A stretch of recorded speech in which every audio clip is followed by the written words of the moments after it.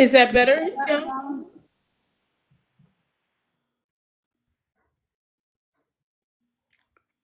Talk, Ivory, so they can hear whether or not it's if it's buffing. Is this any better, guys? Are we still You're very buffering? It clear doesn't for me. sound like it. You're what? You're very clear for me. Okay, yeah, me too. I feel like my chat is working. It is not glitching either. It's flowing well for me.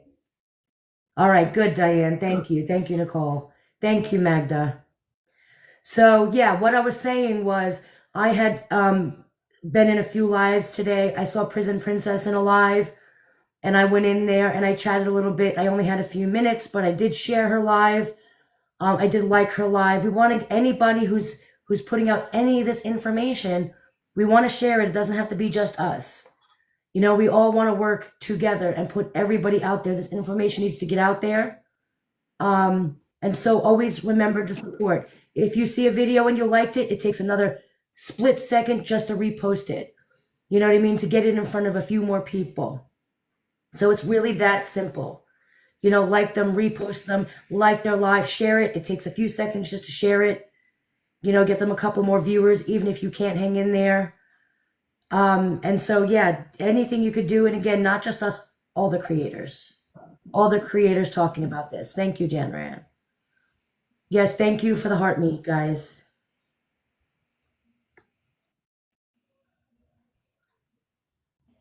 And again, do me a favor, share this live and keep on tap. And I know you guys, I know I'm annoying with that. But that's really important just to push us out there. You know, we can push it out to people who may not even know and they just wander in this live. And now we got somebody else who's on board and talking about it. And you know what I mean? It's bringing attention to people who don't even know it's a situation. Right. And so I really do appreciate all of you. And I see you all doing it now. Thank you guys so much. The more the merrier. Yes, Lumi. Absolutely. Thank you, Pumpkin Pie. And you have to think a lot of people are still under the impression that you know, she was this poor, helpless girl and not knowing the real truth because the real truth has been hidden. Whether the media is willfully doing it or not, it's been hidden. And so it's important to really expose the truth. Thank you, Lisa. Hey, One Love. Thank you, Crystal, for letting me know we hit the FYP. Thank you. Thank you. That's really important too. We always are recruiting to this group, if you know what I mean. You know, I'm just kidding, but yeah, we want the information out there. We want people to know what's going on. You know, we can't fix the injustices in the world if we don't talk about them. Exactly. Someone asked if you can explain the tattoos, Nina. So this tattoo on the back is Gypsy Rose Blanchard. This is the tattoo she got after coming out of prison. On the right, this is her mother's autopsy picture of where she was stabbed. So this was a trophy to her of what she did. That's how much she is playing in the world's face. It is really chilling. It is really just, and it's going to go back to the Demona character. Remember, I know that it's just a character, but for us, it sounds far-fetched. But for somebody who doesn't have their own personality, to adopt another personality or to take on a character and live your life through that character is exactly what she's doing, in my opinion. Correct. So,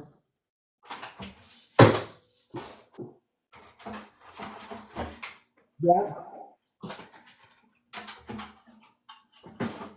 So yeah, I wanted to go into a little bit and explain the Demona character, a couple of things that I found, which was really chilling, and just telling on who she is and how she acts.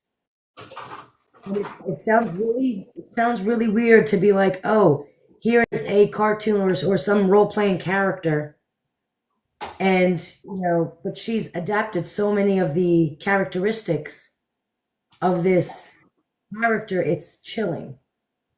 It really is. Thank you guys. Thank you guys. Thank you. So yeah. And in reference, this is not just us saying Demona. No, she had this name Demona, and videos in the incident report from the Greene County Police Department that she referred to herself as Demona as the second person. So it is really important to um, have this conversation like this. Yeah. Yep. It very well could be that. I think that's maybe what it is that we're getting reported, because I can assure you that they are coming hard at our pages. There, when I tell you hard, here on YouTube, they are coming extremely, extremely hard. So that very well could be the reasoning for the lagging. Thank you, Hairspray. Thank you, thank you, thank you. And again, for anybody in here who does not follow my backup account, it's almost the same as this one, guys. It's the Ivory Rose Nose. So do me a favor, head over there and make sure you're following that one just in case, because they're coming at this one mighty hard, unfortunately. And mine is close, Nina, with the extra A. So yeah, make sure you're following our backups. Should we go down, we will continue over there. It doesn't mean it's going to stop us. But they are coming hard. And so, which I think is absolutely ridiculous because, and nothing we're saying, we're not making any kind of nonsense up. We're not putting out false legal documents. Like, that's wild. Those are accusations y'all really don't want to play with. I did see Bree's video, and I think it's really funny. Now, you could say whatever you want, but to say that we altered legal documents is wild. When we have done nothing but read them verbatim. And I even read the parts that may not make Nick look the greatest, but still, honesty is honesty, and you have to see the whole thing for what it is. You can't make an educated opinion or decision about what you think if you don't have all of the information. And no, Nick is not innocent. I don't believe that, Nick is like he didn't do it. No, he did.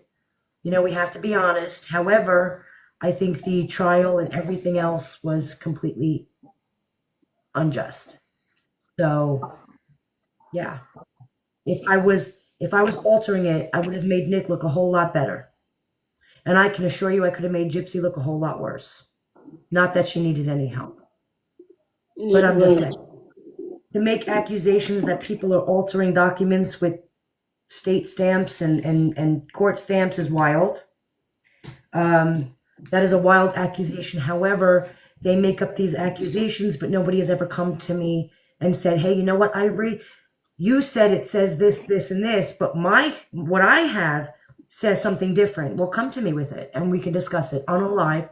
We'll go over it. Come to me and tell me what I have changed, altered, taken out, added, whatever. But you see, you can't. Right. The objective is to be fair, is a fair trial. Absolutely. Absolutely, Lumi, you're right. And so nobody can, they're talking all the crap, but they can't back it up. Tell me what I've lied about. Why would I have lied?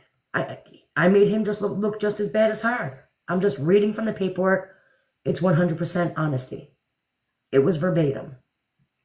So, you know what I mean? Again, don't let people fool you into thinking that we have been reading things, anything but verbatim from the court documents, because we have not. And a lot of people who also have the same documents can, have been going around telling everybody and sticking up for us and saying, no, they're reading it pretty straight up, So if you want your own copy, guys, you can request your own copy. You can request a copy so you know. If you're ever questioning it, request your own copy. All of my lives are posted on YouTube. Nina does hers as well. So you can see exactly what we read. You can see exactly what we were saying. I let you know if I do add in a little bit of my opinion or want to discuss it. I will let you. I always let you know that. So yeah. Yeah, let's. Haters can get a copy of the scene that nothing is altered. Absolutely, Magda. Thank you, Louisiana. So yeah, I don't understand, but again, it just sounds like damage control to me, which is But wild. let them do their thing and Mhm. say what they want, because if we were forging documents, that would be a federal crime. So they could come after us legally, but we're not going to address that anymore. Make your next move your best move. That's it. Yeah, absolutely. Absolutely. You can private message me your best chance of getting the best answer because sometimes my TikTok messages don't work. Like, you guys ever get that where like they're not responding, they're not going through, you can't click the button, is to email me. It's ivorosenows@gmail.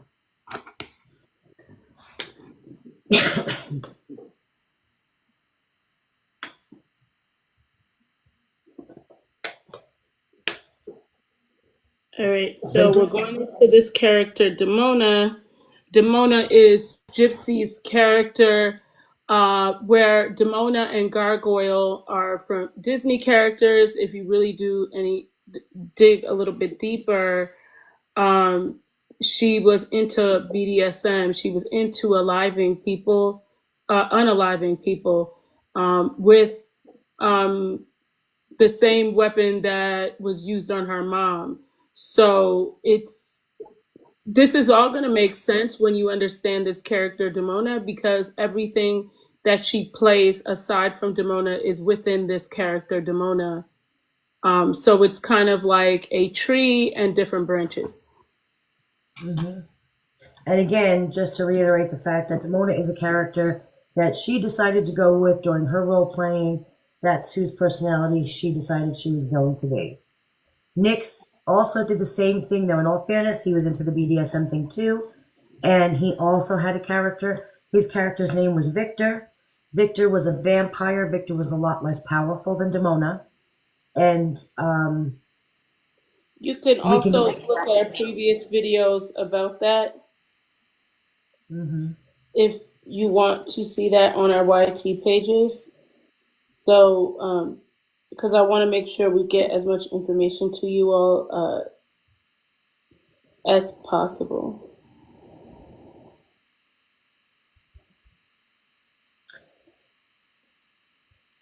All right, let me get into this. Can I tell you guys? There's so much on this character that I'm going to skip around and just give little things because it gives a whole history on this character. And so I'm just going to skip around to the parts of that have to do with like the personality of the character and the looks of the character and stuff like that. Because otherwise, that's just way too much information. So here's the appearance of Demona. First, let me describe. Do you have a picture of Demona? Yeah, that's the picture that's on my page of the video of Demona. Okay. So yeah, I will show you a picture of Demona. Demona's got red and black hair. You have seen Gypsy's character Demona in the videos.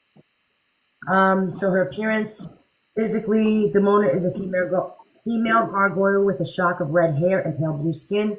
She is usually armed with either mace, a particle beam, or both. Her human form is that of a pale-skinned, red-headed, green-eyed woman with a striking resemblance to her gargoyle. Pale-skinned, red-headed, green-eyed woman with a striking resemblance to her gargoyle form. Now remember, Demona was a gargoyle. The gargoyle is a Disney cartoon, but the character is actually a character that goes even more in depth than just that little cartoon. Where am I?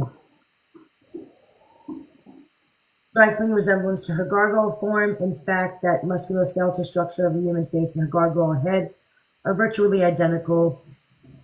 She also keeps her fingernails trimmed too long, sharp points, giving her a slightly off-putting appearance, as if she's not all human. Like all female gargoyles, her eyes glow red when she is angered.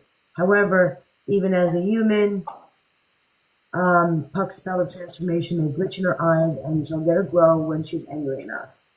Am I still freezing? No. Okay. She usually wears a gold tiara, a pair of earrings, an armband, and an anklet as decorative jewelry, and also seems to favor, get this one, guys. She also seems to favor midriff bearing halter tops that hang off one's shoulder. Mm. Isn't that wild? Yeah. Like Because she that's has it a does lot of shirts like that. she does. But that is what she wears. Isn't that wild? And if you guys don't believe me that it says that, I'm actually going to show you the computer because that, I really didn't make that up, I swear. Oh, I have to hold on, I gotta shut this thing off. How do I get this thing down?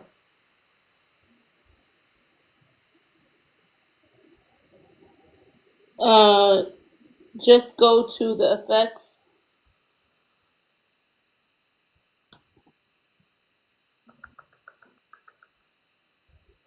All right, y'all, I hear you laughing at me. Don't laugh. I don't see effects. Just in the replay, we could add it. Just send me a screenshot. I'll add it in the replay.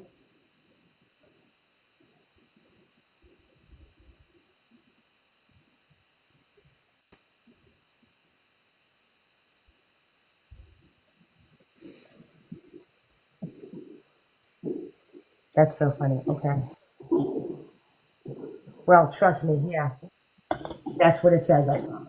Huh.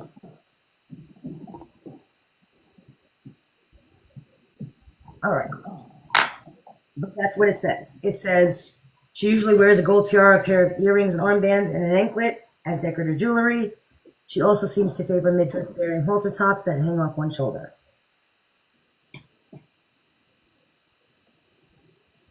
First and foremost, this is her personality now, guys. Thank you so much. Her personality, first and foremost, Demona is her own worst enemy. She has spent thousands of years alone, and that loneliness was a huge factor in creating the present-day Demona. It has affected her to the point where, for a multitude of reasons, she even chose alone to be her access code during the climax of her fight with the history. At present, Demona continues to bitterly hate and fear humans, and wants the entire species destroyed, despite the fact that she fully turns into one during the day. So Demona is an actual human during the day and then a demon at night. But she hates some humans more than others, such as hunters.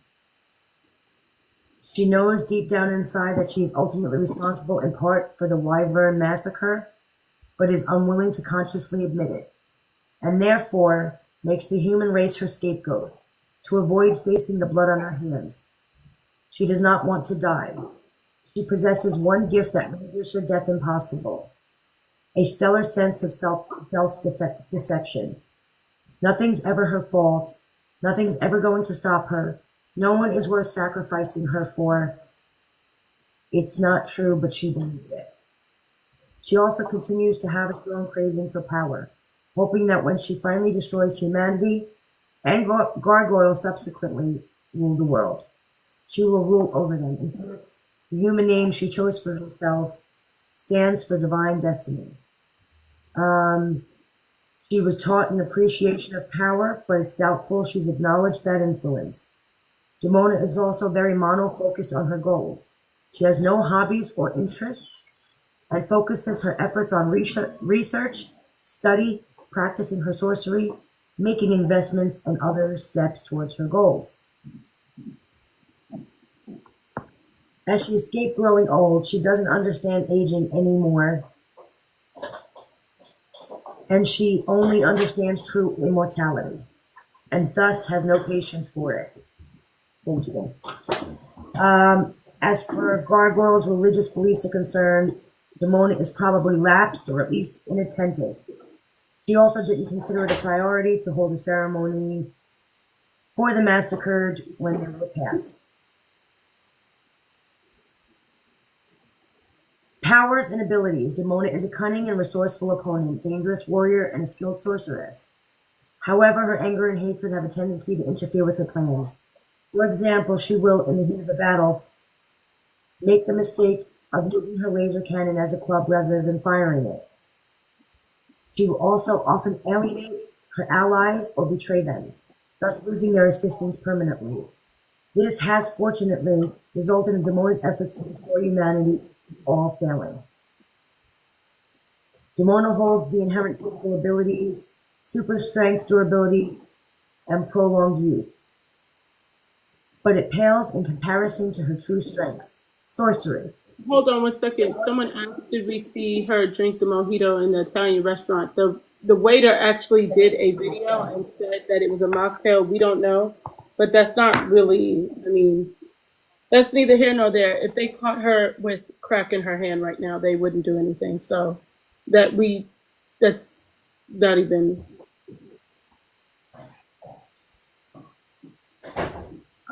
Sorcery is one of her true strengths. Demona was secretly tutored and became capable of dangerous sorceress, which enabled her to utilize almost any magical artifact. Demona would also develop a fine understanding and use of science and technology, using high-tech equipment as weaponry.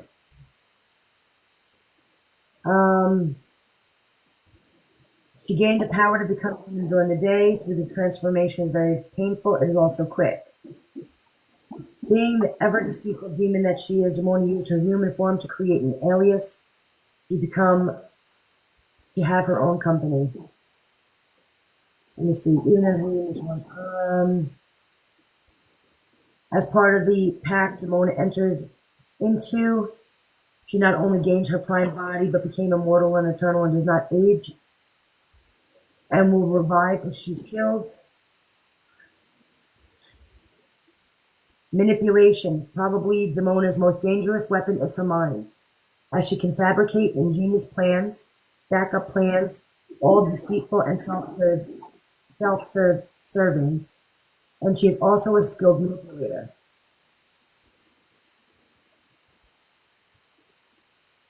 So yeah, that's pretty much, the rest just goes into history that, you know what I mean?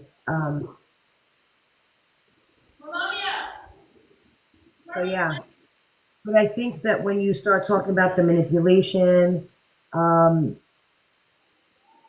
even trusting her allies, all of it, it's just really wild to me. Right down to her look. Right down to her looks. It's wild. All you hear is static. It doesn't say how she's defeated or if she ever is defeated.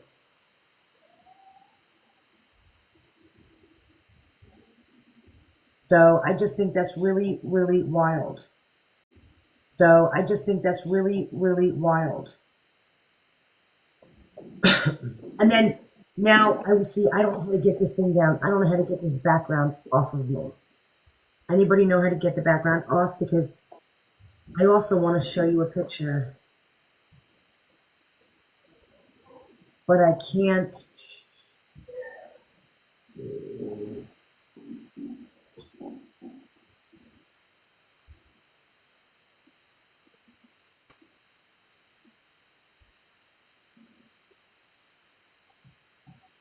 Go to the green screen. Where's the green screen?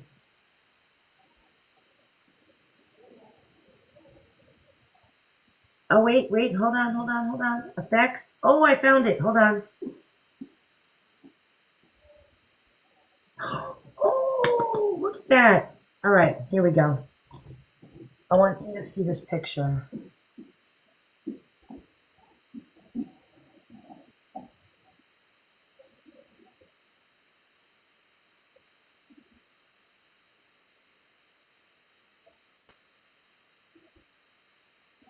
Now look at her tattoo. Isn't that wild?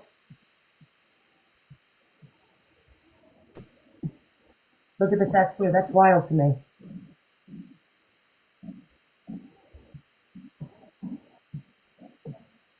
So yeah.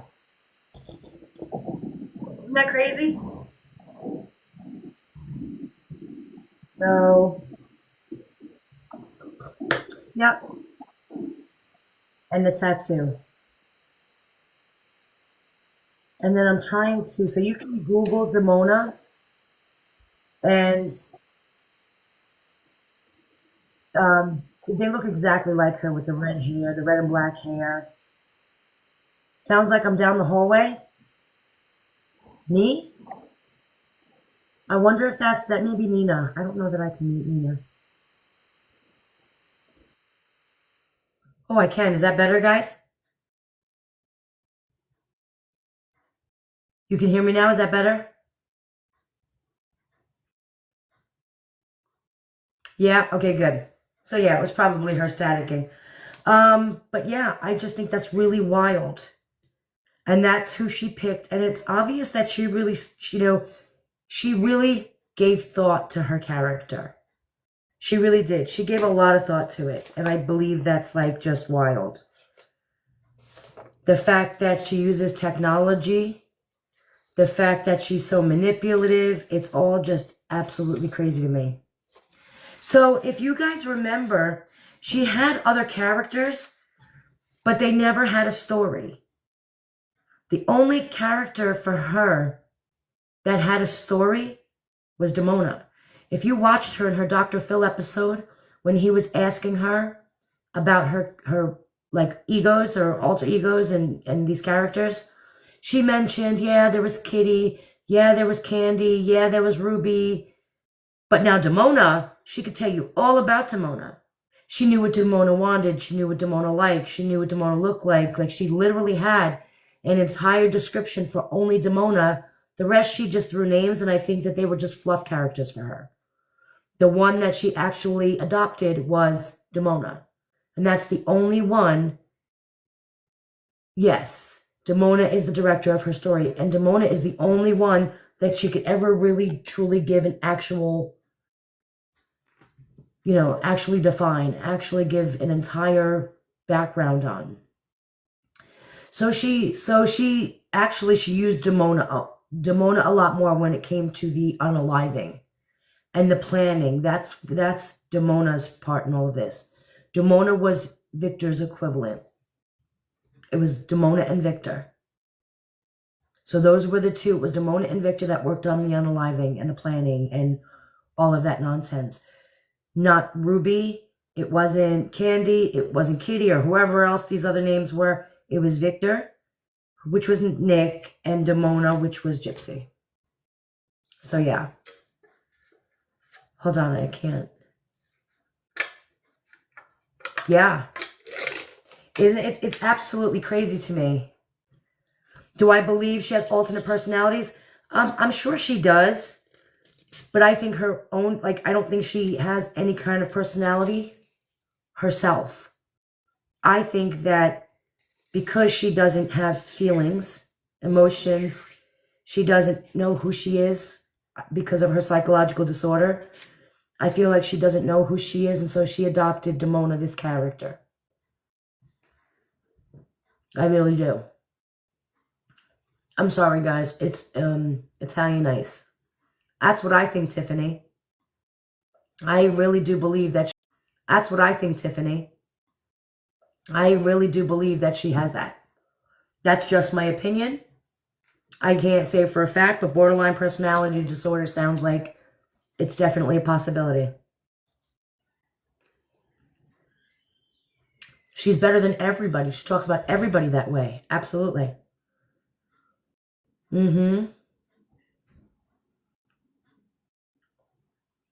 She definitely was not a normal teen.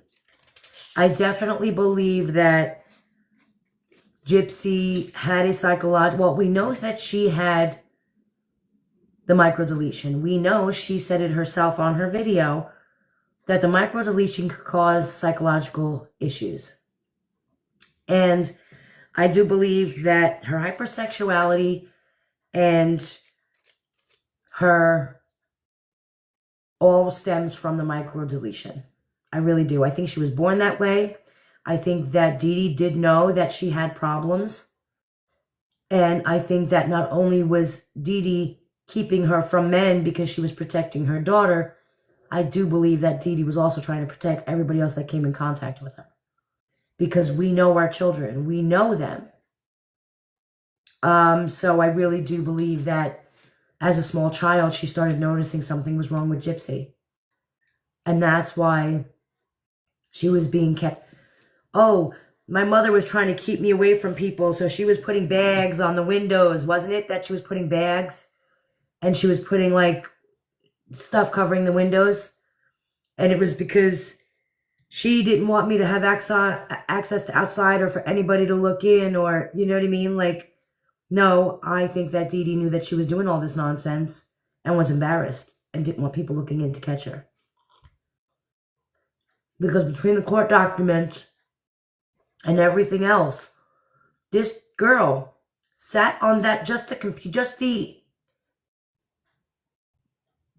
corn videos that they were doing to each other, okay? The inappropriate videos. Hundreds of videos. That takes a lot. It's a lot of time you are spending on the computer. And that doesn't include when they weren't talking about sensual stuff, right? That doesn't include the text messages, the Facebook, the Zoom, like all of it. It doesn't include everything. That is just those videos.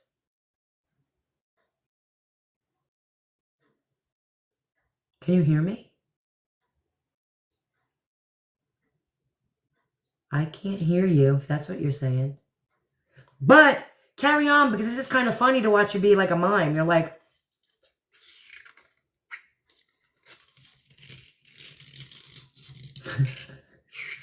what does it mean? What does it mean? Guys, don't tell her. What does it mean when we can't hear you?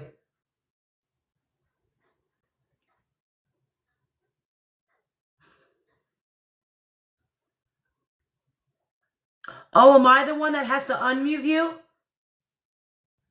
The power. The power. I feel so powerful right now. I didn't know you couldn't unmute yourself.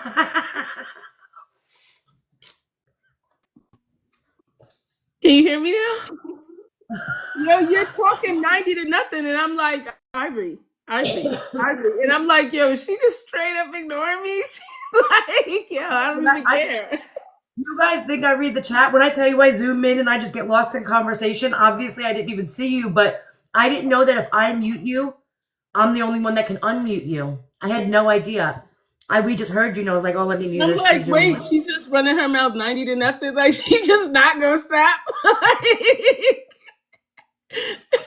That's so funny. Then all of a sudden I see you and you're talking to me, and I'm like, are you all right, Nina? What's going on? Like you're nuts. I'm like, she's over me acting like Miss Unbothered. I had no idea. That's so funny. So I was saying that, you know, she has to attach herself to a character to be able to know how to identify, because she can't identify like who she is, because she doesn't have who she is. She attaches herself to a character to build off of, if that makes sense. Yeah. Yep, absolutely. I know, I've been craving Italian rice. All right, let me see. What else do we got here? There was some other stuff I wanted to Oh, yeah, let me show you. So it's like these little overalls. That's cute, but at first I couldn't see that they were overalls because you had half the tattoo showing. Those are cute, though. That's cute. Thank you. That's really cute. That's so funny. I was like, is she really ignoring me like this? Like, that's crazy. Not me sitting here. I didn't hear a word. And honestly, when I get into talking, you know that I just go on a roll because I wasn't even seeing you. I was just. I'm like, she's like, I'm not even gonna stop to listen. I don't have time. She's like, I'm going 95. I had no idea that I had to be the one to unmute you. Because I'm like, you know, you're muted, right? I was looking at you like you were an idiot. And I'm like, well, if we can't hear you, what's going on? You're like, I'm muted. So I'm like, unmute yourself. These are her Lara from TikTok Shop. Are they really? Yeah. Which one is that one? I got a whole bunch of them last year. I'll send you the link because I got it. Oh, they sent it to me last year. And I did a video on it. And it was I loved it so much. Yeah, I do too. I like when I can just put something on. I'll do another video on it so you guys can see it. She always watches I'll herself. do- Thank you, Jeanette.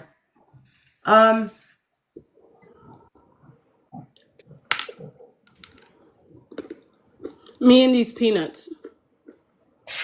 You and your peanuts. Well, I try to eat them because, after you have a weight loss surgery, they always say eat a lot of protein. I love peanuts, and that's how my hair doesn't fall out.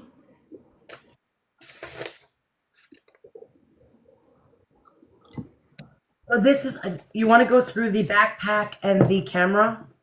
Oh, yes. Yes. So there was a lot of evidence. Now look how much evidence we got from just the Hold on. videos. Someone said, why does Gypsy get away with everything?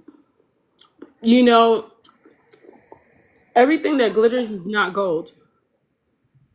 Mhm. And why did I think that was a man in your background naked for a sec just now? I was like, this is inappropriate. My man is a little bit bigger than that. Thank you for the gifts. What was I saying? I forgot. Damn, someone in the comments, can you tell me? That's an ADHD. I move on in my head. I was talking about the backpack. Why does Gypsy get away with everything? Everything that glitters is not gold. When I tell you, you think she's getting away with everything, she's not. Yep. That's true. I think they see a lot more than we think. Yeah. Mm-hmm. It's not. And you know what? I'll be honest with you. If the family was holding her and the court system more accountable, you'd see more accountability. But I think because Gypsy and Dee Dee were both relatives, that's why you're seeing things the way they are. Hold on 1 second.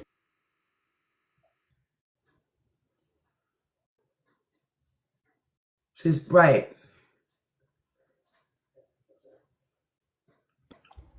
Yeah, because you have to think about it. It was probably, first of all, the shock that your sister passed away, right? And then now to fight for justice, it's probably not the easiest, right? So they haven't really, and still it's justice against your niece. That's like your daughter unaliving your son. Like you want justice, but at the same time, it's a family member and it's like an internal struggle. So I think that that's something to note. It's the sister's daughter. You know what I mean? Mm-hmm. Their sister, even though she's the one who was murdered, it's her most prized possession. Mm-hmm. How do you just destroy that? You know? I'm sure it's a rock and a hard place situation. Mm-hmm. So either way it goes, it's a tough situation. And I kind of think that's why you haven't seen them speak out that much. Because it's very conflicting. I also think as we're learning about this situation, they are learning too. Yeah. I'm sure there's a lot of things. That's my personal opinion. So I think that that's part of it as well, is that a lot of this they're learning with us. Yeah. And that in and of itself is probably hard to come to terms with a lot of the things that are coming out that weren't. I mean, because think about it.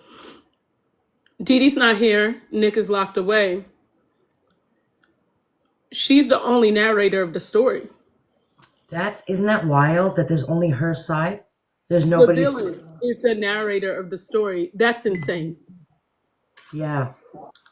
Hey, any parts to this?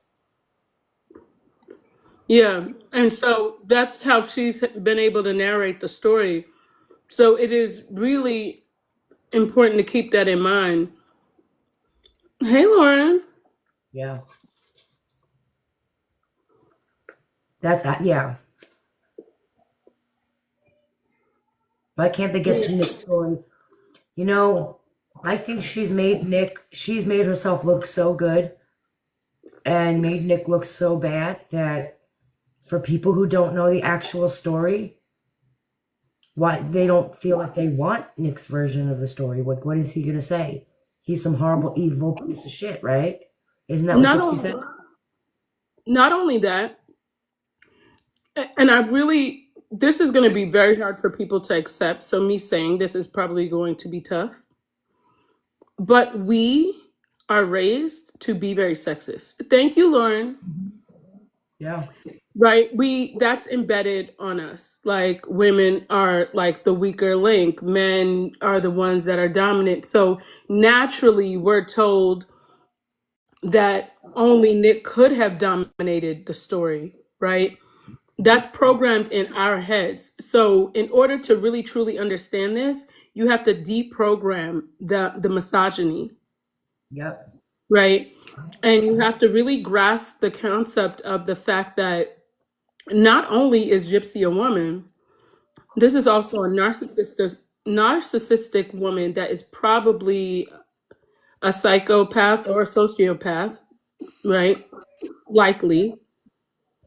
And you have to think of those things. Those are not generally feminine traits, right? So because those are generally not feminine traits, you're projecting that more onto Nick than Gypsy, when she really is the root of the problem. And I think the second people really understand that, like, this will all make sense. And most people that are viewing this are probably likely women.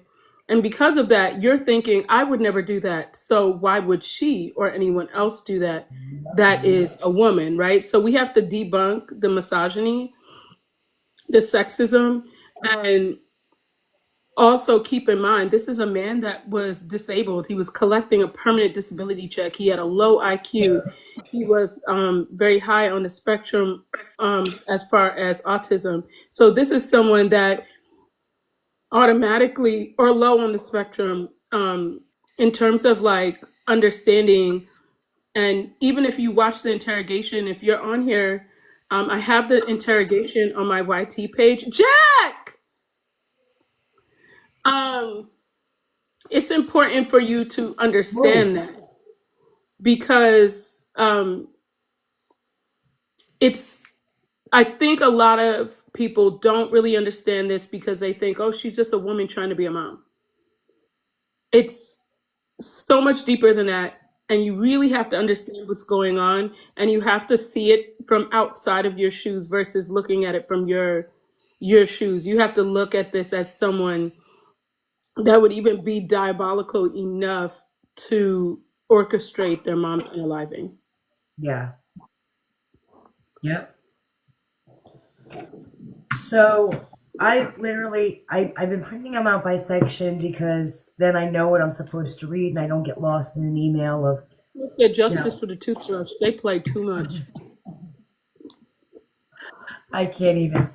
So yeah, I have a lot printed out though, and it's like every section just glides into the next with this one. So I'm just gonna keep reading until we're done reading, and we'll just finish tomorrow if we don't get it done today. Because we're gonna talk about the stuff that wasn't entered into evidence. And then it goes into his autism, and then it goes straight into the actual trial and the jurors and what the jurors were questioned and what they saw, and it's wild. So it's just a whole lot here, but whatever we don't finish today, we will just finish tomorrow. We can stop in between and talk about it as we feel necessary. Thank you, Rick. Thank you. I appreciate it. All right, so guys, while I read, you guys keep tapping. So, quick question. Before we go into this, I want to kind of, for those of you that don't really understand like how the jury and the jury pool works, and I think a lot of you do, because if you've ever been, if you've ever had to do jury duty, or know anyone that has done jury duty, one of the first things people say, well, is if you don't want to be on the jury pool, you need to say you're biased, right? And that's because if you're biased or you have any um, information that could come into this other than what the jury has shown you, I mean, other than what the prosecutor or the defense attorney has shown you, it makes it to where your decision is not based off of what is presented to you in that courtroom. And that is really important for us to note because of the fact that there's a lot of things that went on that Ivory is going to read about that is going to show you that that was not the case in this.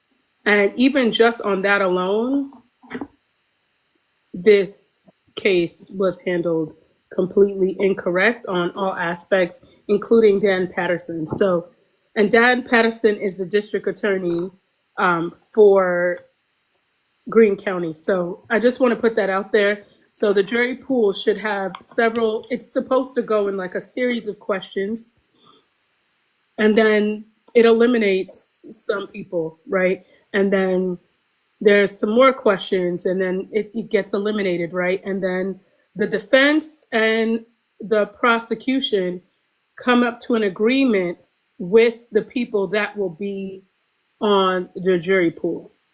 So again, the defense has a lot to do with, they have 50% of the decision on if these people will be on the jury pool. And I'm saying that because the defense did not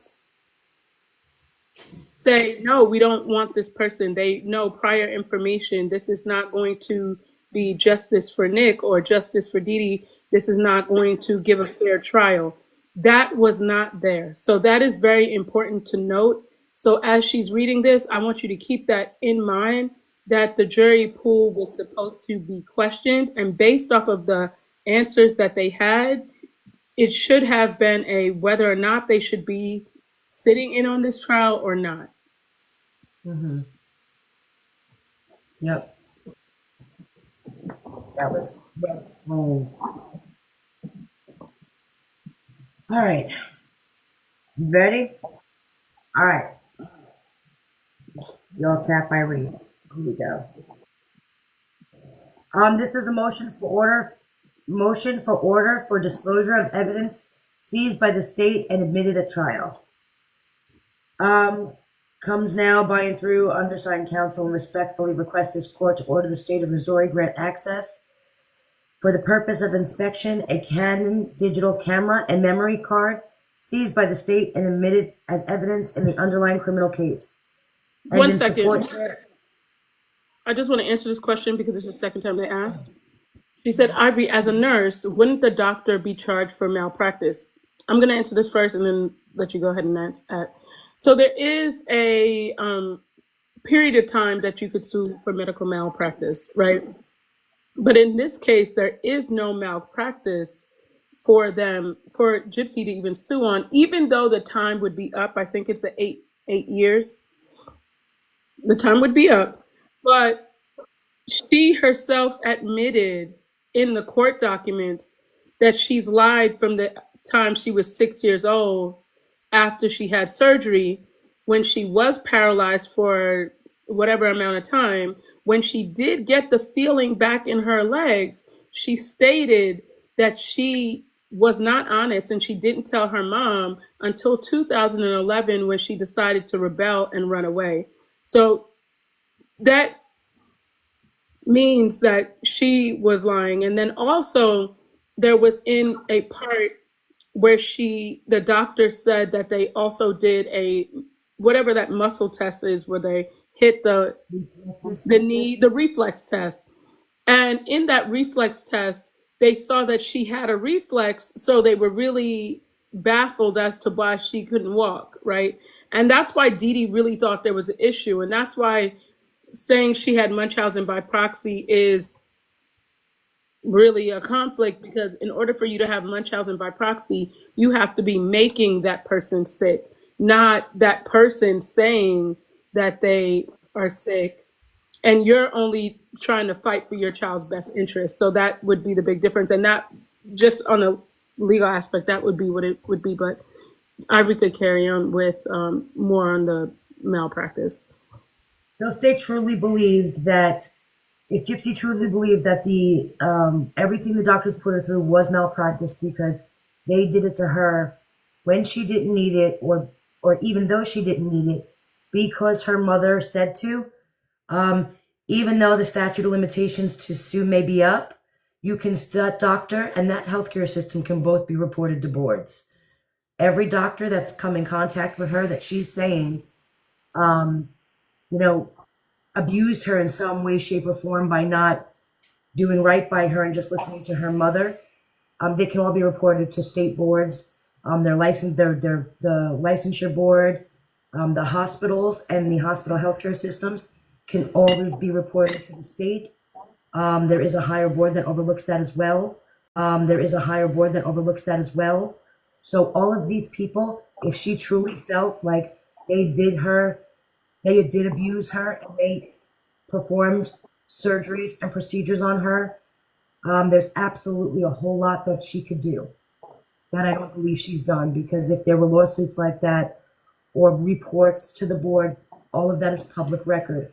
Anytime you call into a report to the state or a board of licensure or whatever, whoever you're calling it into, that is public record. You can walk right into that facility and request to see their books.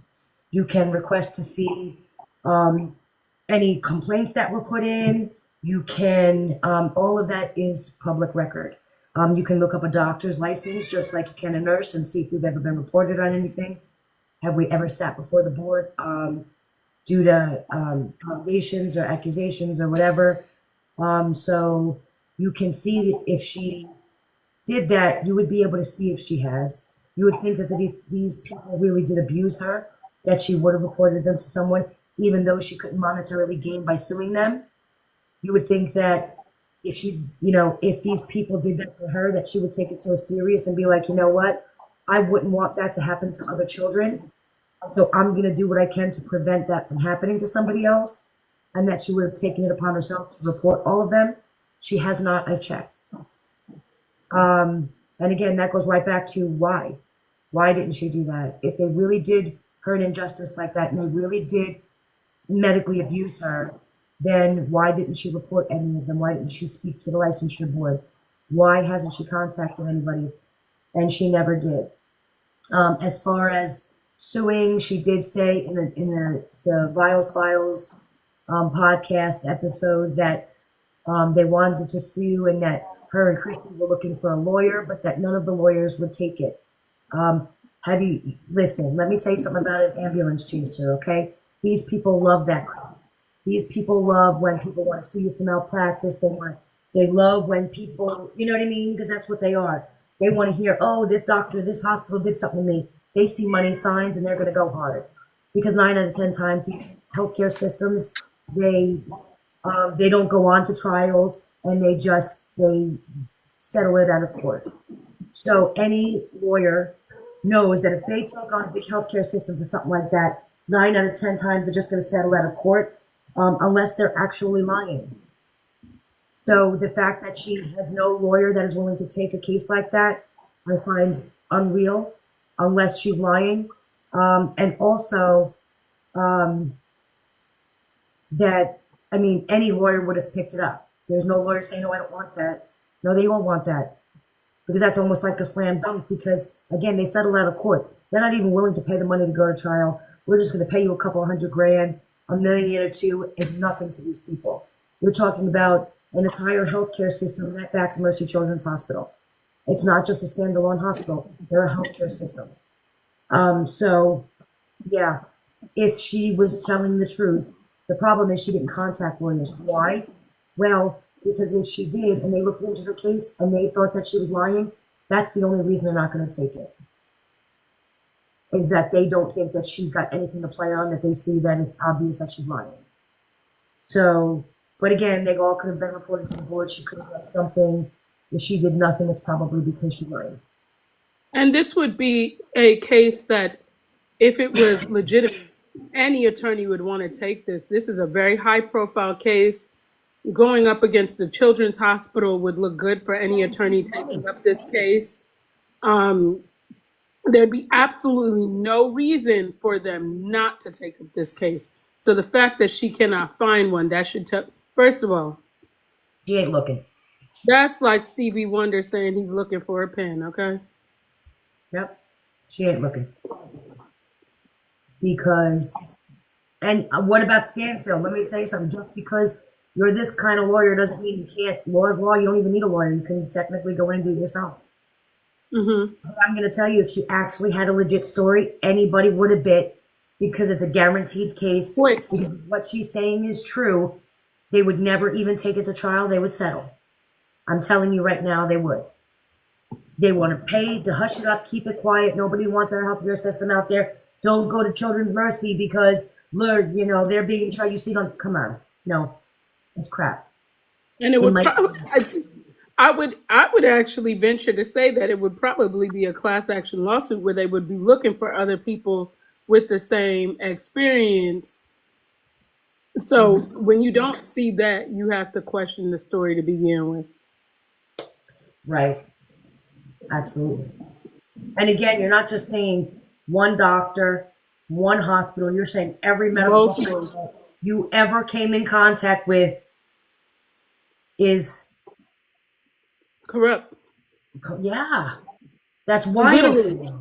And the fact that you would put that on the doggone Children's Hospital. When I tell you, when you think someone can't go any lower, lowering like you never thought they'd lower before. And doctors that take care of kids are like, that's some care, you know, nurses, that nurse practitioners, all of them that take care of kids, to really say that they were corrupt. You should really let that sink in on how disgraceful that is to even say that to someone that really dedicates their lives to making sure kids are well. Yeah. And let me tell you something. I saw her say in an interview not too long ago that she would love to advocate and try and get these doctors and nurses educated on Munchausen by proxy and try and, you know, talk about it and bring it to light. And I'm just like, do you know Munchausen by proxy? That disorder in and of itself, a fictitious disease imposed upon another, whatever you want to call it, they can change the name however many times they want to. That disorder is jammed down our throat. It was jammed down my throat in nursing school. I got it. I got it in peds.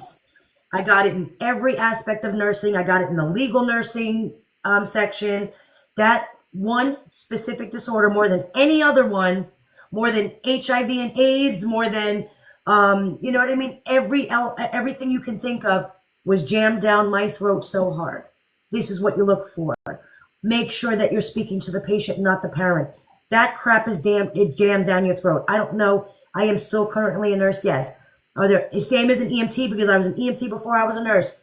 You are trained. Always talk to the patient, even if they're two. Always. And I think because it's of that reason.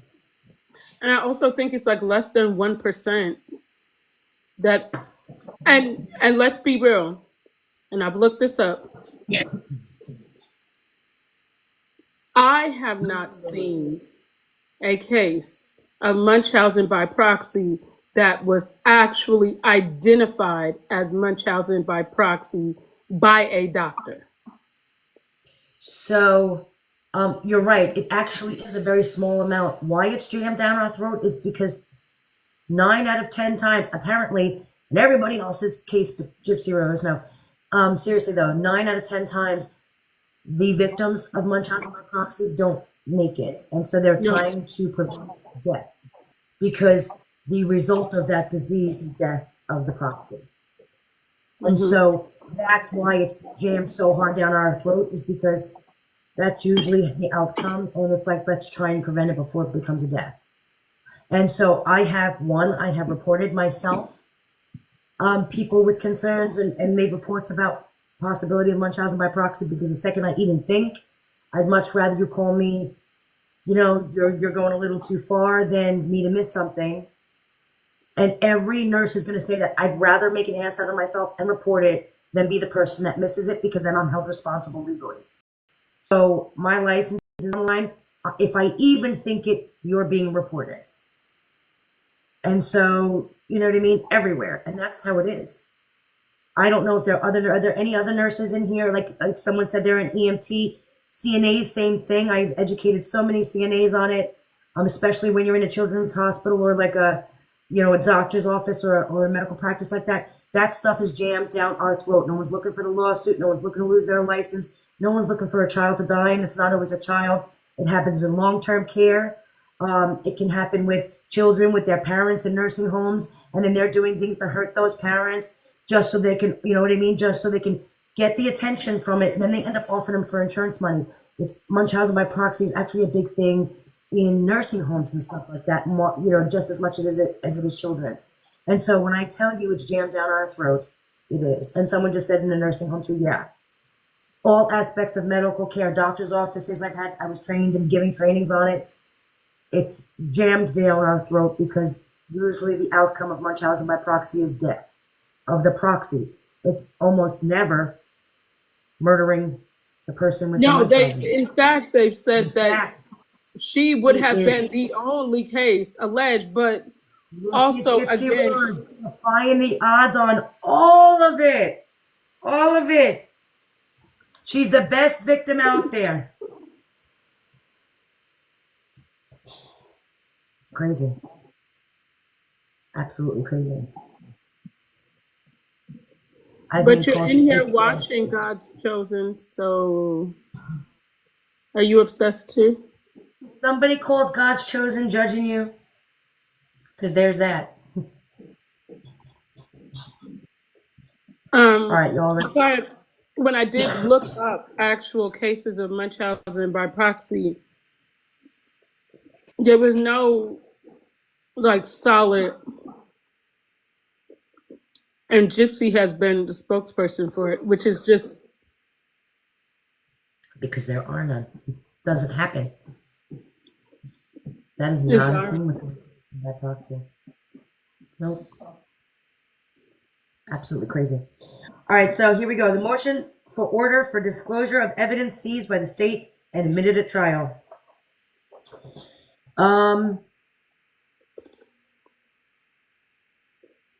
Come now by and through the undersigned counsel and respectfully request this court order of the state of Missouri grant access for the purpose of inspection a Canon digital camera and memory card seized by the state and admitted as evidence in the underlying criminal case, and in support thereof states as follows. Multiple items were seized from the movant's house, which is Nicholas Godejohn. Waukesha County, Wisconsin residents were admitted at trial. One such item, a black Faith Book backpack and its contents, was admitted as State's Exhibit 92.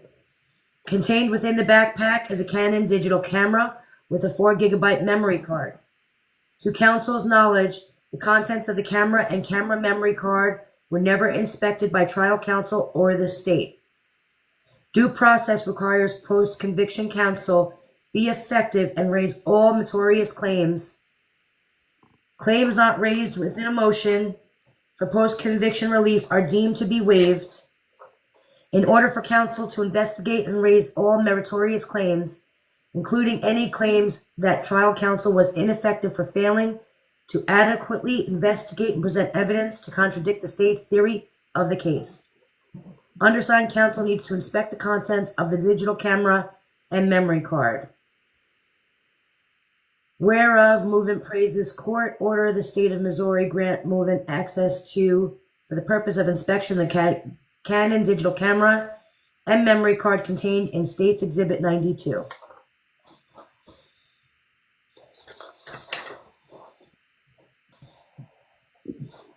Somebody said that chosen one was Ken, and God's chosen was Ken, and the other one was Gypsy. That's so funny. Guys, maybe they let them listen. Maybe they want to hear. Front and center there, Ken. Listen, Ken ain't fight with nobody in any lives. I'm gonna tell you that.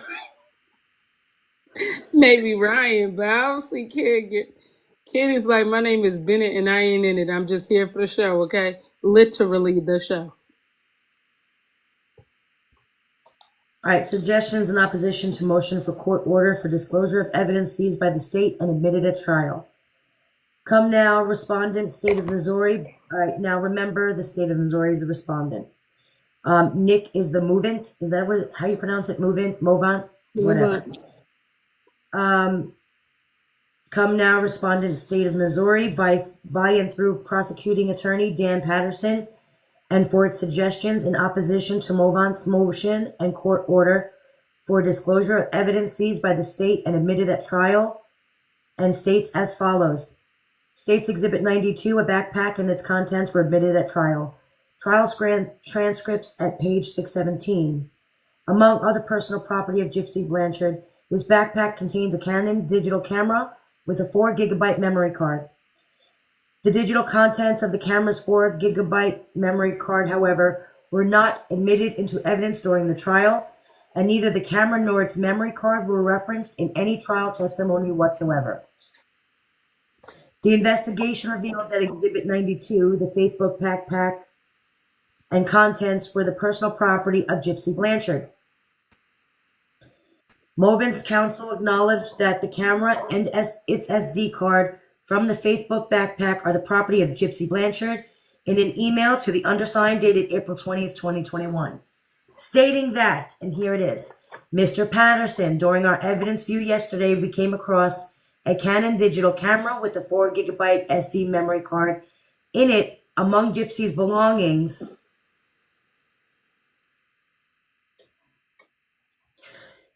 You know what? I don't mean to interrupt you. Nina, remind me of this really quick.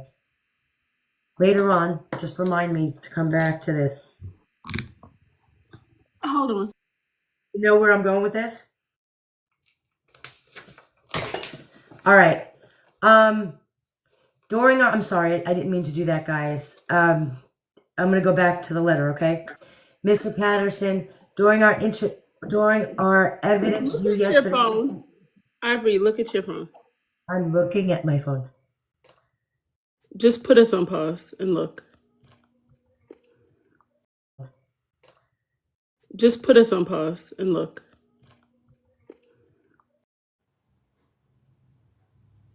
Am I still here? Sorry, guys.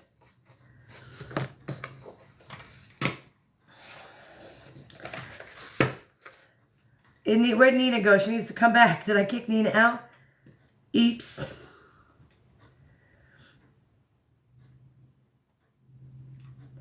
I think I accidentally kicked her out. I forgot. She needs to come back. She'll be back.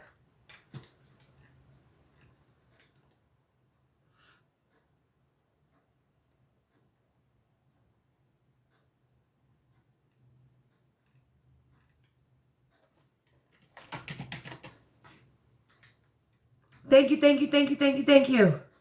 Somebody needs to give Ivory some classes. Thank you. Somebody needs to give Ivory some classes on how to use that phone. Listen, Linda, okay? I was looking for it. I didn't find it. I just found it. I wasn't sure where to go to look for your... Yeah. Anyway, listen, on that. Ivory, the fact that you...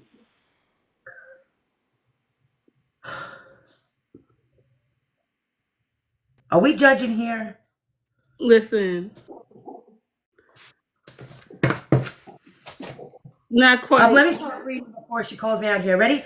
Mr. Patterson, during our evidence view yesterday, we came across a Canon digital camera with a 4 gigabyte SD memory card in it among Gypsy's belongings. Someone said boomer behavior. What the fuck? I'm fixing to block you. No. Gypsies. Whoever said, guys, go get Mercy. Go get whoever said that. Go get whoever said that. Boomer. Boomer activity. I'm not a boomer. Jesus. Now they said you in your 70s. Man, if I got left back and you got put up a grade, we'd be the same grade. Okay. During our evidence view yesterday, we came across a Canon digital camera with a 4 GB SD memory card.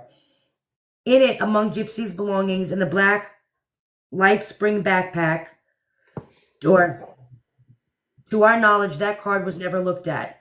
I believe investigator Counts was going to set that aside and talk to you about getting that looked at and for any content to be copied to us. Thank you, Jenny. During the course of the investigation of defendant's underlying murder case, no search warrant was ever issued for the digital contents of the Canon camera or its memory card. Further, the state is not aware of any information developed in the investigation that would indicate that any evidence relating to the murder is located on the Canon digital camera or its memory card. On April 20th, 2021, the undersigned respondent to Movin's counsel emails and informed counsel that the state would not conduct a search of Gypsy Blanchard's camera memory card because there was no legal authority to do so, and that the search of an electronic storage device, i.e. the memory card, would require a probable cause and a search warrant. Movant asserts no legal authority that would exempt No, they the did digital check. They that did. would exempt that would exempt the digital contents of the camera's memory card from the search warrant requirement of the Fourth Amendment to the United States Constitution. Further asserts no facts whatsoever to establish any cause to believe that the camera's memory card contains any evidence relevant to the underlying charges for which Movant was convicted.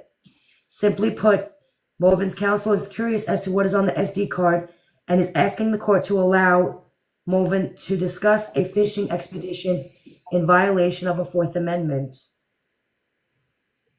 A fishing expedition? Do you know how much evidence was on their videos? Why would there not be evidence on an SD card for a camera? I think they had came. I think at that point they had already, because remember, they didn't let them complete the investigation, right? They already, once they had a confession from Nicholas Godejohn, they were pretty much like, we have this cat in the bag, right? We really don't need them to continue on this investigation. We just need to nail him down and get her this plea deal and keep it moving. And that's the only reason why you're even hearing this in the media the way you are. I think what's interesting is, and the one question that I would pose to anyone that's in defense of her is, if this had went to court, what would this have turned out? Like, let's be honest, with everything that has been released, including her saying that she lied from the age of 6. Like, I really want you to really understand that, because that shows you how diabolic. Yeah, thank you. Like, most 6-year-olds are brutally honest to the point where you're like, I told you to stop saying stuff like that in public. Like, they're so honest, it's embarrassing, right? Mm-hmm. But for your 6-year-old to lie to you about being handicapped, you, the mom. Mm-hmm. Yep. But there's also that just explains so much on why Dee Dee was so adamant that there was something wrong with her. Which is why it appeared that she had Munchausen, because Gypsy saying to her, like, my legs don't work, mama. And she's to her mother. Right. And so Dee Dee's like, I need y'all to give me answers. My baby's legs aren't working. I need answers. Right. And the doctors are like, well, we did the reflex test and she has reflexes, so we're not quite sure why her legs aren't working. And Dee Dee's like, I need answers. Yep. She's got muscle tone. Let's send her for an MRI. Let's do a muscle biopsy. Like, We can't explain why she can't walk, and so they're doing all these testing to come up with a reason on why the child can't walk. Meanwhile, it's the child lying, the child can walk. Like I And so, really want y'all to realize, like a 6-year-old being that diabolic, a 6-year-old, the kids that were out here telling you that your hair looked crazy, that exactly, Mercy. somebody smelled bad at the store, like someone looks crazy. The one, like the kids that will tell you, I'll give you an example. And this was when Lonnie was 6. We were in the mall, and Lonnie saw one of my coworkers at the time. And, he has blonde hair. He looks like a Ken doll, right? But like a pretty Ken doll. So Lonnie says, are you a boy or a girl? Me, I'm so sorry. I am really sorry. But she didn't think to herself, like, that's how honest they are. Like, they don't She wasn't doing. She was doing it because she just didn't know. know. So for your kid to lie like that at 6 about their legs not working, not about like they stole ice cream out of the freezer. You know what I'm saying? Not they stole the chocolate out of the back seat. Because even within, you see the chocolate on their hands, so they gave themselves away, right? Like that's what you're dealing with, the normal 6-year-old. But we're talking about, hey, handsome. But we're talking about, I got this set. okay, you gotta turn it down, okay? They're brutally honest. You know what I'm saying? So when you really think about that in an aspect of a 6-year-old lying about being handicapped, when most 6-year-olds want to play outside and run up and down and pet this and pet that, for her to say, no, I just want a free ride. Like, Yeah. really let that sink in. Yep. Wild. The most you hear is a fake my tummy hurts, right? But they don't go talking about like I got feeling back and I'm not gonna tell. But she liked the treatment she got when she didn't have feeling. She liked the attention. So I have 2 cold-hearted. here we go. Further, Movin asserts no facts whatsoever to establish any cause to believe that the camera's memory card contains any evidence relevant to the underlying charges for which Movin was convicted. Simply put, counsel is curious as to what's on the SD card and is asking for the court to allow them to conduct a fishing expedition in violation of the Fourth Amendment. Wherefore, respondent prays that the court denies Movin's motion for the court order for disclosure of evidence seized by the state and admitted at trial.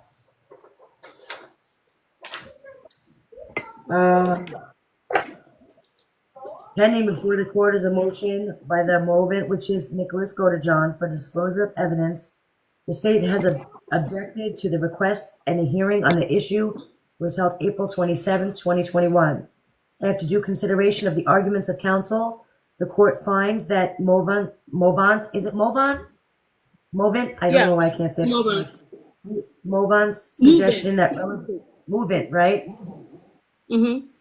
Movant's suggestion that relevant evidence may be contained on the camera's memory card is at best speculative. Although in police custody at this point, the camera and memory card were never admitted into evidence at trial and are not in the possession of the court.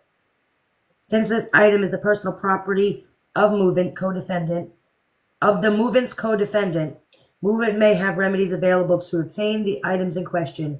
However, the court does not find that it has the authority to order the state to conduct a warrantless search of the memory card or to release the properties to movant's counsel for examination. Wherefore, the foregoing reasons, this motion for disclosure is denied. So they denied the disclosure of the evidence that was on that camera's SD card. So it's like anything that was going to look bad or make Gypsy look bad, they wouldn't And they're allow. trying to say that They were going on some kind of fishing expedition, and it wasn't warranted. To think about it. If you really, really think about it, look at all the evidence contained in the videos of their phones and computers and the search engines and all of that. All of that was evidence. Why would they not think the pictures? But I think that it's because that they knew it was Gypsy's SD card. It was Gypsy's camera and Gypsy's SD card. And I feel like they knew what was on that camera. They knew what was on that SD card.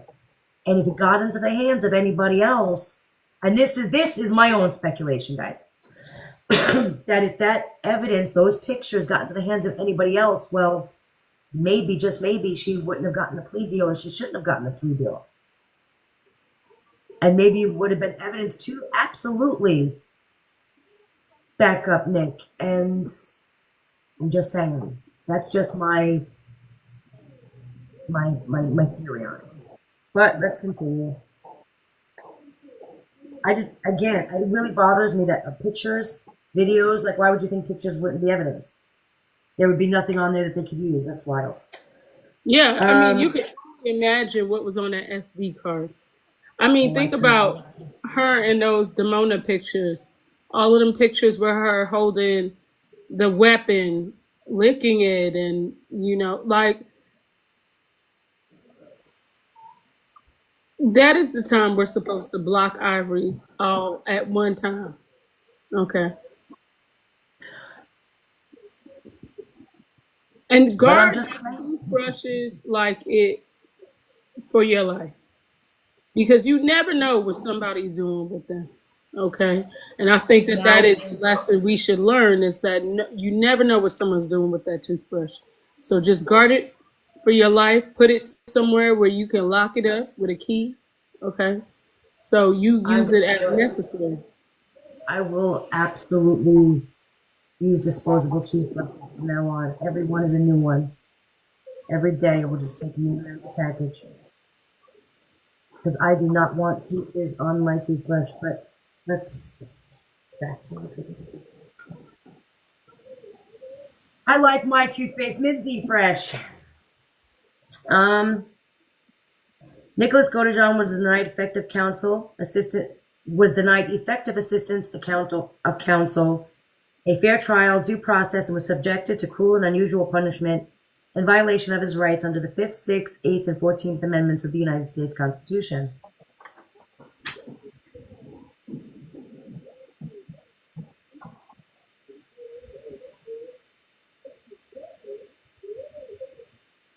You know what? Someone said that SD card may have had the crime scene trophy pics. There may have been a lot of pictures. And that is trial counsel failed to fully investigate and present evidence from a qualified neuropsychologist specializing in autism disorder to support a diminished capacity defense. Counsel failed to exercise the customary skills and diligence that a reasonably competent attorney would have exercised under similar circumstances. Nicholas Godejohn was prejudiced as a result, and in that counsel had not been effective. There is a reasonable probability that he would have not been convicted of first-degree murder and armed criminal action, and would not have been sentenced to life without probation and parole, plus 25 years. Counsel was aware, should have been made aware, prior to trial, that Nicholas was diagnosed with autism as second grade, and with Asperger's syndrome in high school. Counsel was aware, should have been made aware, that autism spectrum disorder refers to a group of complex neurodevelopmental disorders characterized by repetitive and characteristic patterns of behavior and difficulties with social communications and interactions. Counsel also was aware, or should have been made aware. I want to interrupt you real quick, because I want to bring this to their attention, what you just said. You notice that he was charged with armed criminal, what was the charge? Armed criminal what? Armed criminal action. Okay. That means he was charged with the unaliving weapon. The weapon that she had for him. Right? The weapon that she took to the post office to mail to him. She was not charged with that. He was. I just want to put that out there. So,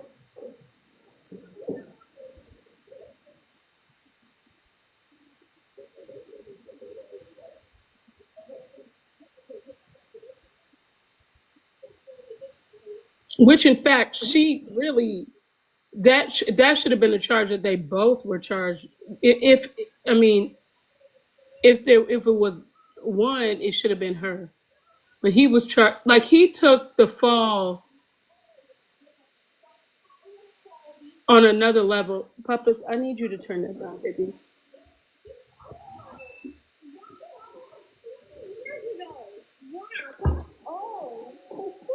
First of all, Gio, you gotta go to school in the morning. That's okay. I need you to take that and go to your bed. You're gonna not. You are not grown. You have school in the morning. Tomorrow you have school. Come on, let's go. so in the state of Missouri, it has nothing to do with mailing it, believe it or not. In the state of Missouri, that has nothing to do with mailing it. It says armed criminal action. Any person, and this is Missouri's information. Any person who commits any felony under the laws of this state by, with, or through the use, assistance, or aid of a dangerous instrument or deadly weapon is also guilty of the offense of armed criminal action. This is what I don't understand. He got 25 years for that, right? Mm-hmm. So you get anything.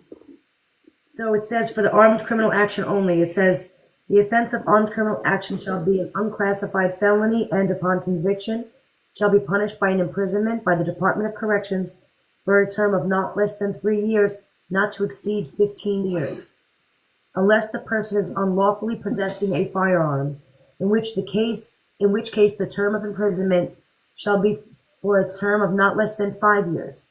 The punishment imposed pursuant to this subsection shall be in addition to and consecutive to any punishment provided by law for a crime committed by, with, or through the use, assistance, or aid of a dangerous instrument or deadly weapon.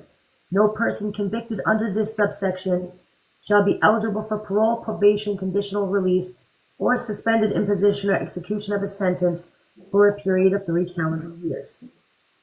Now, it says that they cannot be charged more than 15 years for your first offense. The second offense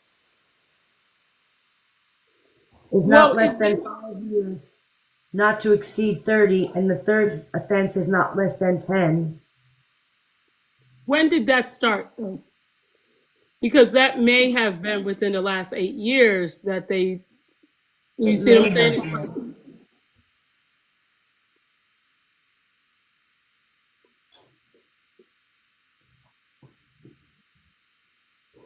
I want put the thing on the background. What? Do you know how to do that, Ivory? What are you asking? To put the thing in the background. Yeah, hold on. I have to look more into it. They'll go off. Go to enhance. Okay, you got it. Look at you. You think you're a pro now and all that? I am. I'm all kind of technologically advanced over here. So yeah, I need to look into this. I really want to look into this because I don't think it has anything to do with mailing it. It has to do with the fact that it was just a knife. Yeah, because mailing it, she really, technically, she would have been charged federally because that would have been across state lines. So that would have not been something. That's how you know there's a lot that was disguised, because the feds should have picked this up, period. Yeah, even if it was just a weapon. The armed criminal action and 25 years for it, like, that just bothers me. I just feel like that's a lot for, you already got first degree. I mean, that's why. Well, they knew they were giving him life anyway on the first charge. So yeah, to them, it's like, what else could they add? Even if it was concurrent, he was never getting out. Yeah. But that could have been used to bargain in a plea deal. Right. So here, let me finish. Counsel also was aware, should have been made aware, that the symptoms of ASD are present from early childhood and affect daily functioning. Counsel was aware, or should have been made aware, that there are structural brain differences in someone with ASD or autism compared to those without. Counsel was also aware, or should have been made aware, that for 3 years prior to the offense, Nicholas Godejohn and Gypsy Blanchard engaged in an increasingly intense online relationship, which included sensually explicit online chats and videos made by Gypsy and sent to Nicholas. Counsel elected to put forth a diminished capacity defense at trial. Once that decision was made, counsel had a duty to retain a competent, qualified expert with substantial practical experience in evaluating and treating individuals with autism spectrum disorders, such as Dr. Theodore Wasserman, and to investigate and present evidence on how Mr. Godejohn's specific mental disease and defect and the facts of the case support a diminished capacity defense. Counsel's failure to do so fell below the standard of care that a reasonably competent attorney would exercise in similar circumstances. Evidence that the defendant did or did not suffer from a mental disease or defect is admissible in a criminal prosecution to prove that the defendant did or did not have a state of mind, which is an element of the offense. This is commonly known as the defense of diminished capacity. When first recognizing the diminished capacity defense, the Missouri Supreme Court defined it as proof of mental derangement, short of insanity, as evidence of lack of deliberation or premeditation design. In other words, it contemplates full responsibility, not partial, but only for the crime actually committed. The defendant was convicted of first-degree murder for stabbing his girlfriend to death. This is in, they're quoting State v. Anderson. The trial court excluded the defense's attempt to present expert witness testimony that would have made it less likely that he would have deliberated before killing. The Missouri Supreme Court reversed and held that the defense expert's proposed testimony that the defendant had suffered from bipolar disorder at the time of the offense and was logically and legally relevant to the issue of whether the jury should believe the state's evidence that he acted with deliberation.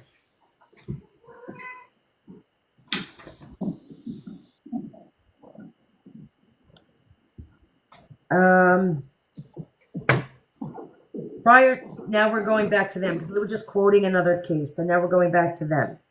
Prior to trial, counsel retained a clinical psychologist, Dr. Kent Franks, to evaluate Mr. Godejohn for competency. Dr. Franks found Mr. Godejohn competent to stand trial and provide trial counsel with report to the effect, and also diagnosed Mr. Godejohn with autism spectrum disorder level 2, requiring substantial support with accompanying intellectual impairment. This report was provided to trial counsel on September 28, 2016. On October 11, 2016, Thank you, Alana. trial counsel informed the court that the defense in this case would not be NGRI, but that Mr. Godejohn did not have a state of mind, which is an element for the offense of deliberation in this case. The record reflects that as early as October 11, 2016, it was the intent of the counsel to put forth a diminished capacity defense. Since counsel knew that Mr. Godejohn had been diagnosed with autism as a child and Asperger's syndrome in high school, and that Mr. Godejohn's relationship with Gypsy Blanchard was an important aspect of the case in regard to whether or not Mr. Godejohn was able to deliberate at the time of the offense, it was incumbent on counsel to investigate and present evidence from a qualified neuropsychologist who had expertise and experience in the area of autism spectrum disorder and Asperger's syndrome. Instead, counsel chose to keep Dr. Franks on the case and to call him to testify to Mr. Godejohn's mental disease and defect and his ability to deliberate at the time of the offense at the trial. At the pretrial hearing on October 11, 2016, the prosecutor objected to the defense calling Dr. Franks as a witness to support a defense of diminished capacity and argued that he should be excluded for late endorsement because Dr. Franks' report did not mention anything about the defendant's ability to form the mental intent required to commit the crime. Judge Holden informed the trial counsel that he wanted to hear the testimony of Dr. Franks as part of his decision on whether or not Dr. Franks' testimony would be excluded at trial. A hearing was set to hear defendant's offer of proof on Dr. Franks on November 30th, 2016. On November 30th, 2016, an offer of proof hearing was held on whether or not Dr. Franks can testify at trial. During the hearing, the court asked the state whether or not they thought Dr. Franks was an expert. Mr. Patterson answered, "I think in this particular case, there are grave issues with that his testimony more than likely is to mislead the jury given his lack of knowledge on the specific topic he's been called to testify about." At the close of the hearing, the state argued that Dr. Franks was not qualified to render an expert opinion on the issue of diminished capacity. Mr. Patterson stated on the record that Dr. Franks does not know what deliberation means under Missouri law and that he was not qualified to testify as an expert in regard to a diminished capacity defense because Dr. Franks was simply not qualified on the issue and does not understand what he is talking about. Dr. Kent Franks was called as an expert at trial in the defense's case in chief. Dr. Franks' CV was placed into evidence as Defendant's Exhibit A. Dr. Frank does not have any practical experience or training in evaluating or treating individuals with autism spectrum disorder and has not published any articles or books related to autism. When testifying on direct examination, Dr. Franks was asked by trial counsel to tell the jury about his experience with people with autism. Dr. Franks gave the following answer. Well, it wasn't added into the DSM until 1944, and so the disorder has been known since the 1940s. But as research has accumulated, it's become much more. Clinicians are looking for it more than we used to because there's a lot more that's been known about it. And so in the work that I do in evaluating people for the courts, I've learned how to administer the tests. I've learned how to identify it, and I've gone to training so that to increase my knowledge about the disorder over the last 10 years.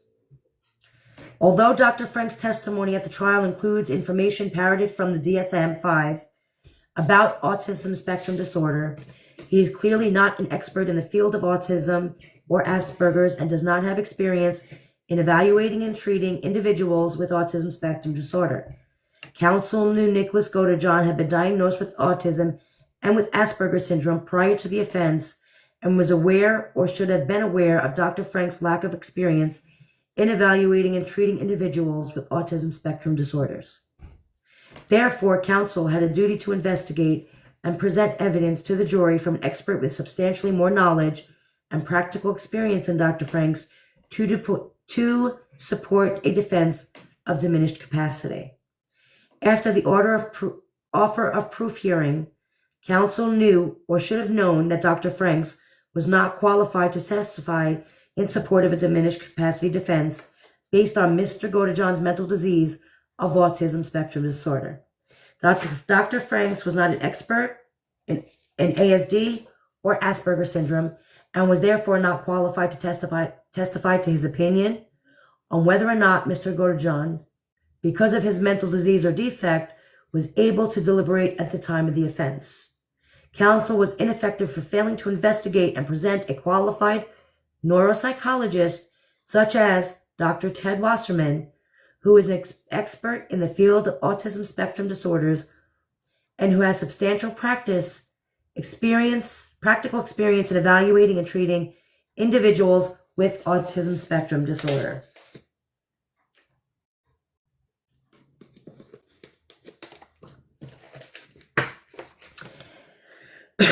Had counsel hired the appropriate type of expert, a neuropsychologist with substantial expertise in evaluating and treating individuals with ASD and Asperger's syndrome, such as Dr. Ted Wasserman, counsel would have known that individuals with Asperger's disorder are extremely susceptible to social manipulation and suggestion by virtue of the following characteristics. a greater need for emotional intimacy, both romantic and otherwise, the fragile nature of their developing relationships, social impairment, empathy imbalance, a deficit of cognitive empathy, which is being able to understand and predict others' mental state, but a surplus of emotional empathy, which is the capacity for attachment. Hyper focus on narrow range of interests. An expert neuropsychologist specializing in autism and Asperger's would have explained to the jury, where did I just go with that, at trial, how these recognized and accepted characteristics combined with Gypsy Blanchard's methodical manipulation of Nicholas over a 2.5-year period. Somebody asked me if I can show proof that it was for 2 years. 2.5-year period. I don't remember who that was, though. Over a 2.5-year period resulted in Nicholas's inability to deliberate at the time of the offense. A neuropsychologist with substantial practical experience, such as Dr. Wasserman, could have testified that you cannot separate Nicholas Godejohn from his autism. He is always autistic. He would never have further testified that Nicholas's autism, combined with Gypsy's request of him and her planning, resulted in Nicholas's surrendering his deliberation on Gypsy by making what she said as fact, i.e., killing her mother, was the only way they could be together, and that it was up to Nicholas to rescue her from her abusive situation. And operating as such, Nicholas surrendered to Gypsy's logic. Dr. Wasserman or a similarly situated neuropsychological expert would have testified that these are the characteristics of an autistic person. Further support for the opinion of an expert such as Dr. Wasserman was available to counsel through information from Nicholas Godejohn's family about his behavior over the course of his entire life, as well as over the time period he was involved in an online relationship with Gypsy Blanchard, from school records, hospital records, Social Security, disability records, videos, and Facebook messages provided in discovery, and mental health records from Waukesha County Jail in Wisconsin. Information from Nicholas Godejohn's family in Wisconsin would have provided anecdotal information familiar to an expert in the field of autism spectrum disorders, which could be used to support his findings in regard to diminished capacity.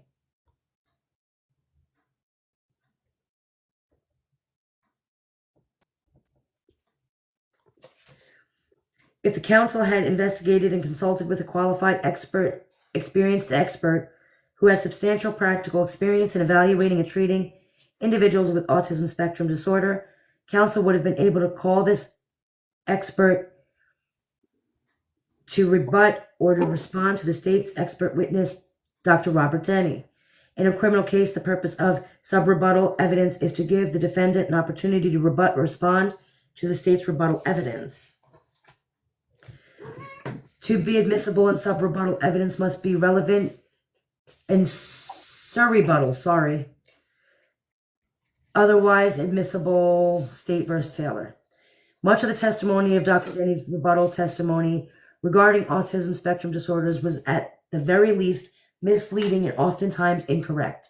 An expert who had substantial practical experience in evaluating and treating individuals with autism spectrum disorder, such as Dr. Ted Wasserman, would have been able to testify to Dr. Denny's misrepresentation of autism and Asperger's disorder. When asked by the prosecutor to explain why he agreed to Mr. Godejohn's historical diagnosis of Asperger's syndrome, Dr. Denny testified as follows. Well, yes, I can. And to be fair, if we can just say that because of his history, started out with autism when he was younger. Because one of the things that would classify a condition as autism for young children is not only the communication problem and the perseverative kind of rogue behaviors, collecting things, playing with things in an odd way, repetitive behaviors. This is what he said, and so I'm trying to repeat it, and it's just weird for me because I'm reading it the way he said it. But also delay in language functioning or general cognitive functioning. If the person had those delays as well, then it would be considered autism. If they did not have the language delays or overwhelming cognitive delays, then it was considered Asperger's. Okay? So that's the key difference there. And back then, when Mr. Godejohn was very young, there were indications of delayed language functioning at young ages, and so he was diagnosed with autism. Then once he reached high school, those areas caught up, so they were no longer relevant to his condition per se, and they fell away, which then changed the classification over to Asperger's, changed the diagnosis to Asperger's for him. And we don't know exactly why there was that delay there. It could have been a delay but either way, he caught up, and so it was Asperger's. And I agree with that diagnosis. At the time, I think it was correct. A qualified expert such as Dr. Wasserman would have been able to testify that Dr. Denny's description of the language development and functioning of an individual formerly diagnosed with Asperger's disorder is incorrect. There are early delays that self-correct, but adult language is in several aspects. There are early delays that self-correct, but adult language is truncated in several aspects. In addition, there's an extent research which clearly demonstrates that there are real differences neuropsychologically between autism and Asperger's. In addition, Dr. Denny concluded that Nicholas was mildly autistic.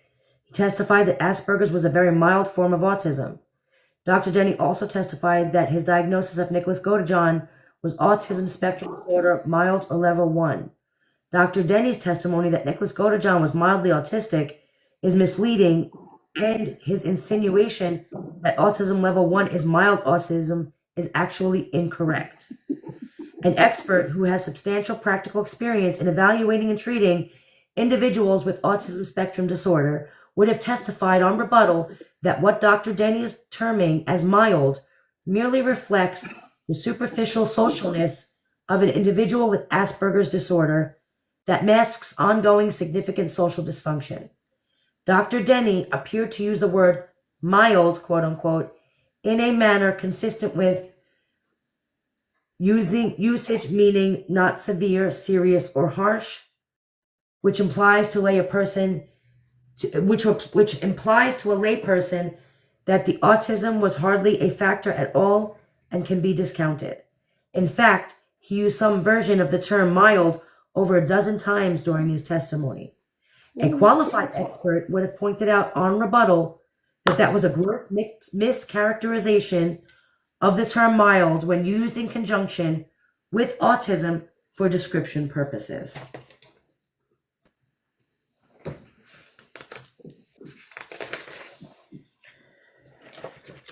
This is really long. Hold on.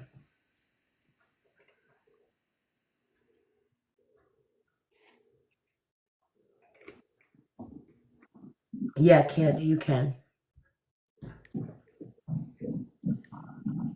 Despite the severity of symptoms, individuals with autism always have the same core deficits. There are strong and consistent commonalities and social deficits that result in individuals with ASD interacting with others differently. A qualified expert with practical experience in evaluating and treating individuals with autism would have testified on rebuttal that certain symptoms must be present in order to qualify for a diagnosis of autism. Even people with level 1 autism may have significant developmental and sensory challenges that are severe enough to get in the way of normal activities and relationships. Therefore, individuals suffering from high-functioning autism spectrum disorders are, by definition, impaired in understanding social cues and in responding to them.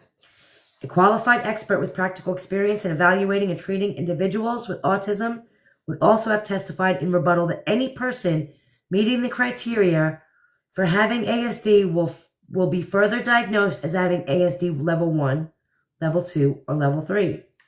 These levels specifically indicate how much support an autistic person needs, with level 1 meaning relatively little support is required. Level 3 indicating that the need for a great deal of support. Nowhere in the DSM-5 is the word mild used in describing Asperger's disorder or ASD level 1. A qualified expert with substantial practical experience in evaluating and treating individuals in autism would have been able to testify that Nicholas Godejohn did not get a level of support he needed at home or in the form of services from in the community. A qualified expert would have testified that this is evidenced by Nicholas Godejohn's Social Security disability records. Less than 7 months prior to the offense, Nicholas's mother, Stephanie Goldhammer, completed a Social Security benefits form in regards to Nicholas's disability titled Social Function Report, Adult Third Party. In this report, Stephanie writes that Nicholas has a lot of concentration problems, is not comfortable around people, sometimes seems to have problems grasping the quote-unquote real world. She reports that Nicholas doesn't understand why you need to take a shower, why you need to clean your room. Nicholas's mother also reports that Nicholas is not capable of cooking an oven-prepared meal. Stephanie Goldhammer also reports on the form that the computer is a lot of his connection to people. He is always to himself. In addition, the prosecutor asked Dr. Denny if he had published a paper with regards to autism, and he responded, "Yes, I have." This one paper is also listed in Dr. Denny's curriculum, which was put into evidence as trial as State's Exhibit 187.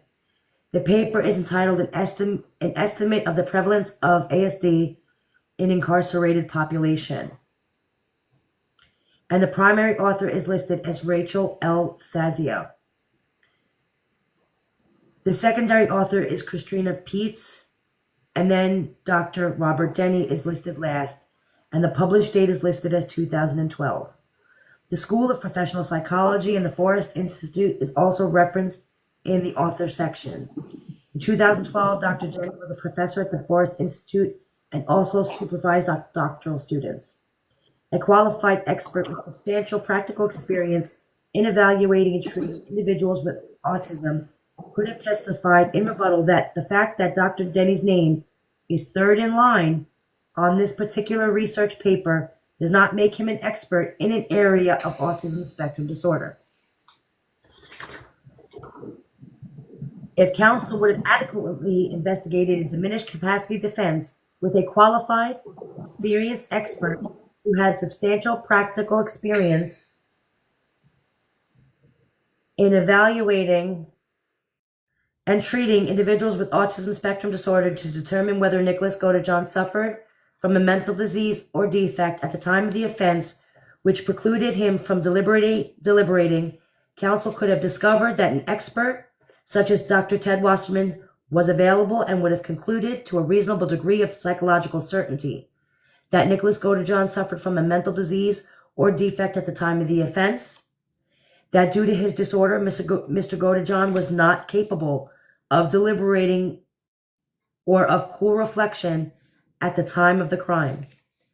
Dr. Wasserman or a similarly situated neuropsychologist would have testified at the guilt phase of Mr. Godejohn's trial and will testify at any hearing granted in this case that because of his autism spectrum disorder, Mr. Godejohn's ability to deliberate at the time of the offense was non-existent, and therefore Mr. Godejohn did not have the ability to deliberate at the time of the offense.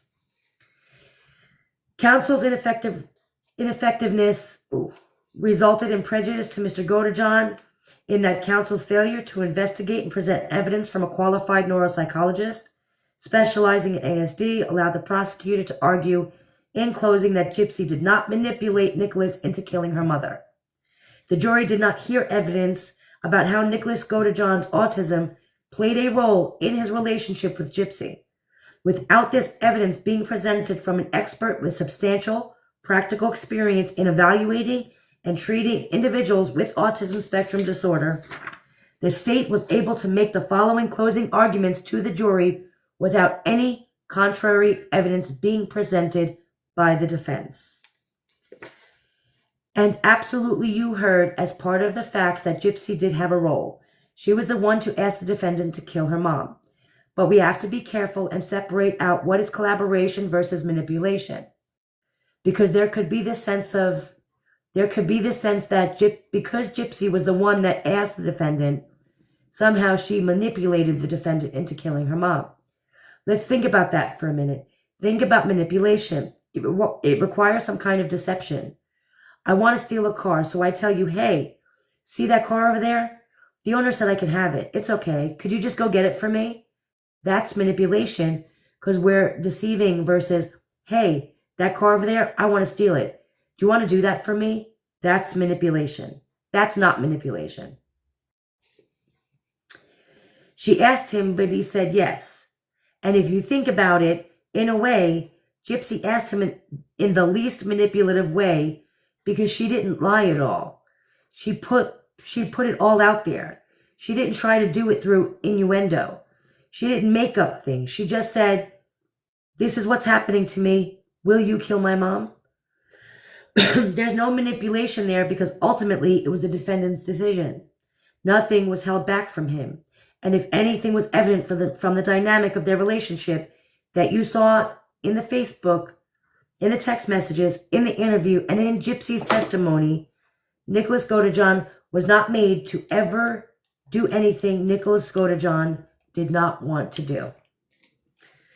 Counsel was ineffective for failing to investigate and present evidence from a qualified neuropsychologist specializing ASD to support a diminished capacity defense at trial during the guilt phase. Nicholas Godejohn was prejudiced by counsel's failure in that the outcome of his trial would have been different and Mr. Godejohn would not have been convicted of murder in the first degree. A new trial must be ordered.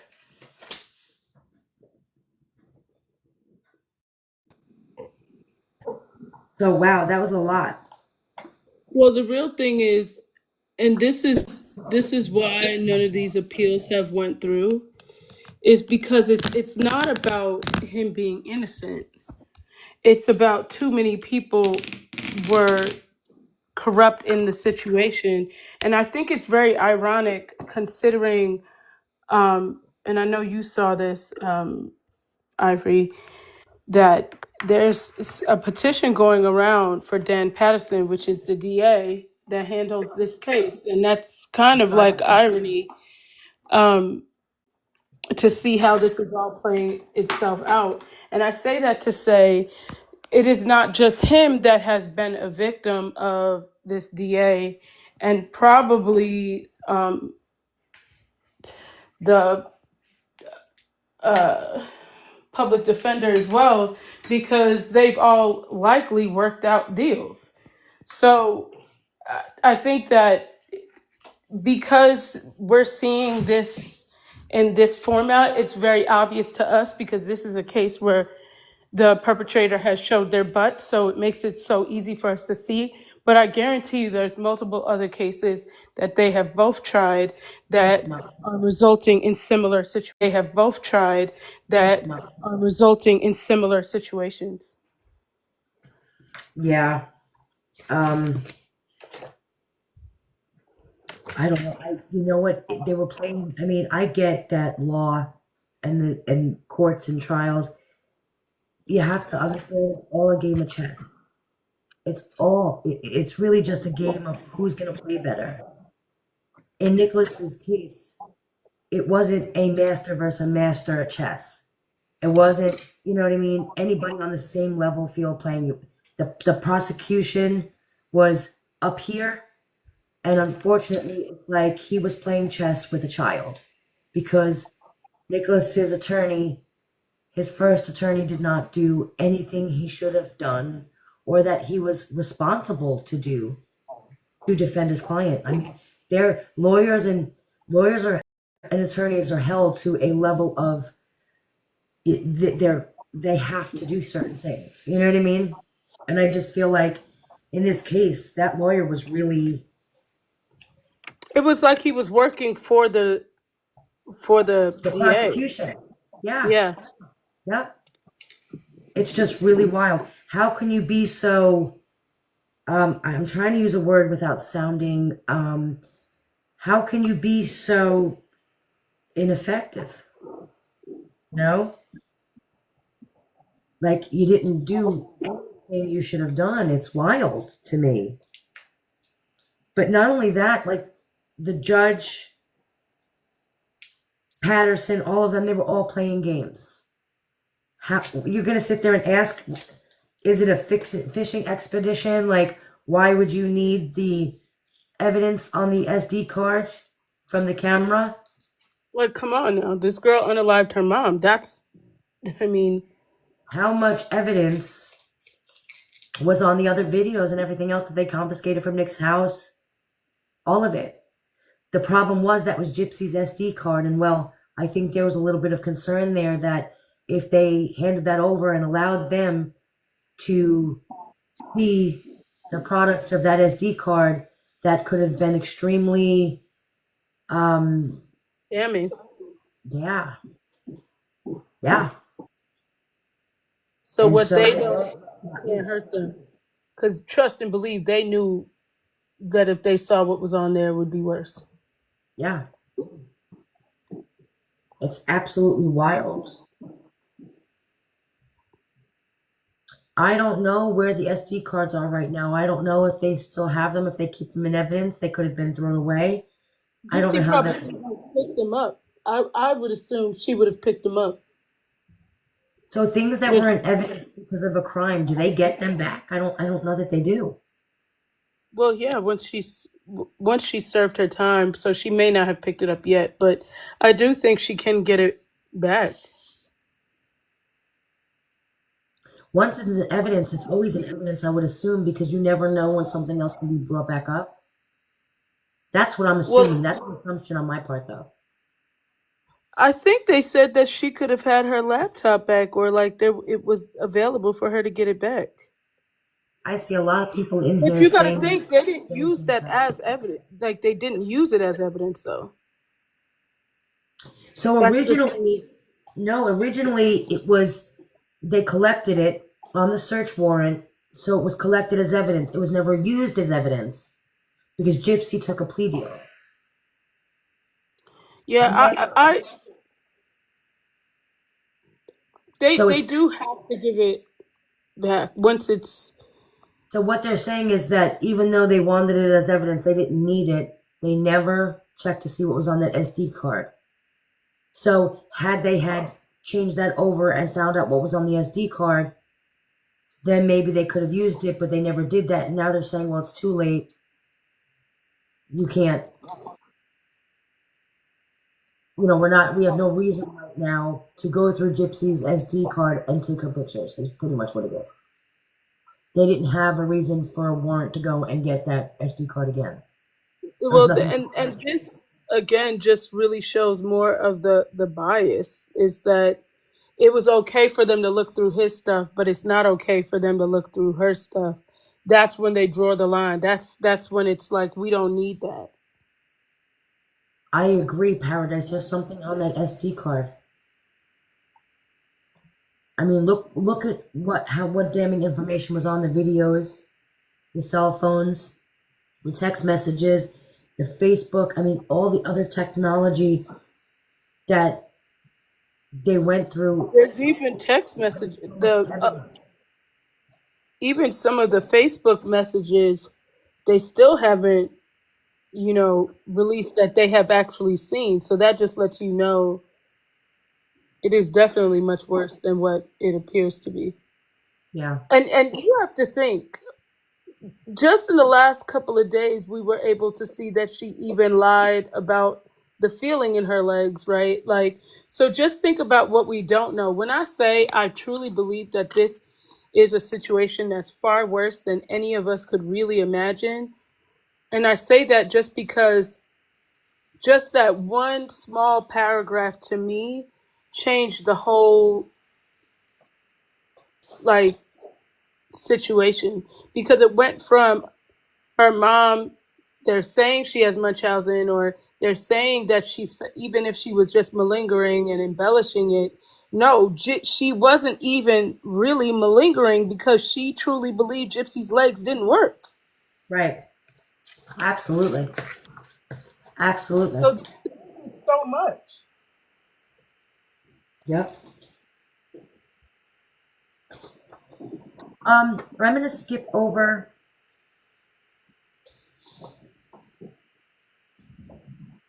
And well, you know what? Maybe I won't. I was gonna get into another part. Like I wanted to talk about the change of venue and the pre-trial, the jury and stuff like that. But I feel like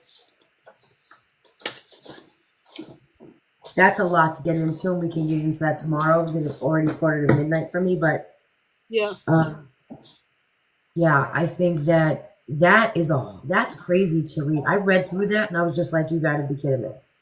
I have no law background other than medical law. I have nothing to do with law. You know what I mean? Other than what I watch on TV. Like, let's be for real. We all watch Law and Order. You know. But that was just wild. The way that, you know, I know what should and shouldn't be done, and that was crazy. Yeah, I mean, when you even just look at even just the basis of the jury pool not being questioned, right? Like just even just that should have been every reason for them to revisit this or him to have another trial, because just that was a breach of his rights. And the unfortunate part is, if they weren't dealing with someone that had a low IQ and autism, they likely would have questioned it themselves. Right. You see what I'm saying? So it's kind of like they're in their minds, it's like he doesn't know any better. We can continue to screw him over. We don't have to abide by his civil rights because he doesn't even know what that means. So if he doesn't know, let's just say, like, it just shows the level of, like I said, sexism, misogyny, just even really when you think about it, is even social class, and what just the whole thing is really awful. And The more I read, the more I don't know. The more I see that this whole trial was. he was doomed. He did not stand a chance. And I No, think he didn't. for me, that's one of the reasons why this show really kind of annoys me, Yeah. because the fact that Lifetime could even allow this to get to this level, knowing that, and you know what, I don't know how much they know, right? Because let's face it, we're just now finding out that she knew since she was 6, right? Right. Because remember, we've always said, well, when did she realize it? 12, 13, 14, right? So maybe Lifetime doesn't know, right? Mhm. Like, they know that the situation's not like, obviously she's a manipulator, right? But then when you think about it, Melissa Moore is just as much of a manipulator as she is, Oh, I know. Absolutely. Two peas in a pod. right? Yeah, Hmm. so like when you look at it in that aspect, the reality is, it kind of, the situation is what it is, you know? Yeah. And that's why I said the unfortunate part is, if no one is fighting for some sort of justice, and that's what Gypsy was kind of expecting, is for everyone to kind of just believe the story, and at no point would anyone question it, because, let's face it, it's frowned upon to what they would call it victim shaming, right? But the reality is, she isn't a victim, so most people wouldn't really say anything. And I remember when I first started questioning this, um, I believe I was the only content creator that was questioning the validity of this whole case, right? And I would catch a lot of flack. And this time last year. People were really saying, how insensitive I was, and blah, blah, blah, blah, blah. But the more and more I looked at it, I was like, this just doesn't seem right. And I'm not understanding why I'm the only one that thinks that this is odd. Right.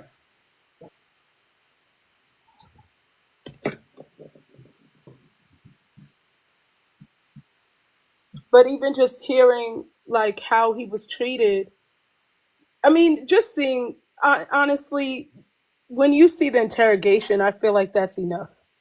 I'd like to. We should watch that. Would you guys like to watch that together? I feel like I want to talk about that as I watch it. I want y'all to The listen. I just want you to interrogation. listen to me while I watch the interrogation. I do think that it's something that we will have to watch on YT. Yeah. Oh, yeah. Definitely. We could do that Saturday. Nicholas's in particulars, Yeah. not necessarily Gypsies. I believe Gypsies we can watch on here, but Nicholas, his interrogation is more explicit, like in Yeah, the stuff that he says. right, So I feel as though we would have to watch that on YT. We wouldn't be able to do that on here. right. Yeah. I think that the lawyer, Eliza Kate just said, I think the lawyer is one of the one that's the most guilty. Well, he's definitely up there. Nick's lawyer definitely Well, had a hand in him losing that. and the DA, I mean, Absolutely. Patterson, of course. he knew what was going on. But He nobody knew what thinks was that going on. their own lawyer is going to be the one against them. There's no way that Well, you he can was say that he defended Nick at all. no, and the problem really is Nick really didn't have anyone advocating for him, Yeah. and especially if you don't know the legal system, you don't really know what could possibly happen. You're kind of, and I think his mom was just so caught up in the fact that it happened and he was involved that she couldn't even wrap her mind around the whole process. Right. Yeah. Yep. That is his mom. That whole thing with his mom is a little bit and then you look at the And just abuse. even see that is the thing. And that's where I say the sexism and the misogyny, because the fact that Gypsy alleged abuse, which we know did not happen now, right, uh, is pitied, but Nick has actual abuse, and for some reason it's overlooked. Well, that's what I'm saying. And then look at them. It's like, you're sitting there talking about you can't compare one person's abuse to the other, and you know what I mean? Abuse is abuse, and it's also. So then the same thing needs to go for Nick. You know what I mean? If you're going with the story that you were abused, and I don't believe it, but if we're going to go with that story, then Nick, why wasn't his abuse brought up? Like, what? Because you were punched, but you were seriously emotionally abused? That makes a difference? Sometimes I'd rather be punched. You know what I mean? Like, because you couldn't Right. physically see Nick's abuse. I mean, you couldn't see hers either, but I'm just saying, it's wild to me that you gave her that kind of plea deal based on her abuse. Meanwhile, he was just as abused in pretty much the same way. You know what I mean? Well, it depends. It depends on which story you go with the other one. But I'm just saying. But keep in mind, they knew she wasn't abused, but they still let her use that story, because just like Right. we see the documentation that she's been lying since she was 6, they seen it. Yep. And then you got to look, you know what I mean? Like, what evidence? I want to know what evidence that jury saw. Was there? I honestly really don't think they saw much. That's what I'm saying. I really don't. What could you have shown? Like, where is the evidence that he would have gotten that? Like, I don't know. It's just weird. I just don't understand. Well, I really don't. How you can sit there and get him on one. Meanwhile, she's out in 8 years. It blows my mind. It blows my mind. No, you're right. The jury will never get 100% of the evidence. That's absolutely correct. But they didn't even get a fraction of it. He had a trial. He had a jury. And I was going to go through that tonight, but it's a little bit too long to get to, and I don't want to go through a section. Like, if we're going to talk about the jury and the trial, I don't want to break it up between 2 days because then people forget. So I'd much rather talk about the whole thing in one little section. And so I'm not going to start it tonight because it's already late. And so tomorrow we can go through the pre-trial, the jury, the pre-trial, and then the trial. And that's what we'll do tomorrow. Yeah, that's a good idea. And you know what? I think it will be good doing the interrogation on YT as well, because we could have it actually show up on the screen itself. Well, I'll tell you what, it's actually perfect timing. And what's today? Thursday, right? Yeah. So tomorrow we go through, we read the pre-trial, the jury selection, the trial, we could get through Right. that tomorrow. We were originally going to go live on YouTube on Saturdays. So then Yeah. that leaves us, the next day is Saturday, and then we can go and show the interrogation and then just kind of recap everything that we went through. And I'll take little notes just to paraphrase it all and try and give an idea and remind people what we were going through. And then I don't know about you, but the last few minutes, we can always pull people up who have questions. Right. You know what I mean? And then, yeah, then we can close out the first week Saturday and kind of regroup because I think we have a lot to do as far as that journalist reaching out. And guys, do me a favor. Do not forget that not just on TikTok, any comments that you've seen that Gypsy Rose has made, either in response to comments on her videos or in response to other people, just things that you may have snippets of, things that you may have screen recorded, damning ones, like where, you know, she was telling people off. I know she took a lot of them down. I know she had that "it was so 10 years ago" comment removed, but we do have that screenshot. But you know what I mean? You know how she goes and removes them once she gets called out there. So any of you who have those comments or response to comments, or you know how she put up those quick little stories or quick little videos and then takes them down, the damning ones. So if you do have them, you can either email them to me at ivorroseknows@gmail, or you can send them to Nina at info@flawlessnina. info@flawlessnina.com. Okay. So it doesn't matter who you send it to, guys, just as long as we get it. You can send it to Jack if you need to, and that's ivoryjack@gmail. So, and I don't care how you get it to us, just do me a favor, get it. Because I know they've made a request. We have a few between all of us, and we're all just trying to get all of that so we can get it to him as soon as possible. What else? Did we need something else? I feel like he asked us for something else, Nina, and I don't remember. I would have to go back in my Yeah, office. I'll have to go back and So read we'll say it on live tomorrow. Yeah, but just know that I know that you guys see us on here. We're doing our videos and we're doing these lives, but just you know there's quite a big group of us. Thank you, Serenity. There's quite a big group of us working behind the scenes. We have kept a lot of what we're doing off of social media, and I'm going to tell you why. When you go on social media to do things, people want to break it down. They want to report you. They want to, you know what I mean? And so I think it's safer for everybody, since this is sincerely an issue with justice, and we're just trying to, you know, you want to make sure this doesn't happen to him or anybody else again. You know what I mean? So we have been working diligently behind the scenes. There is a very large group of us. We are moving in silence test. We have made connections with people. We have done an awful lot of work going on.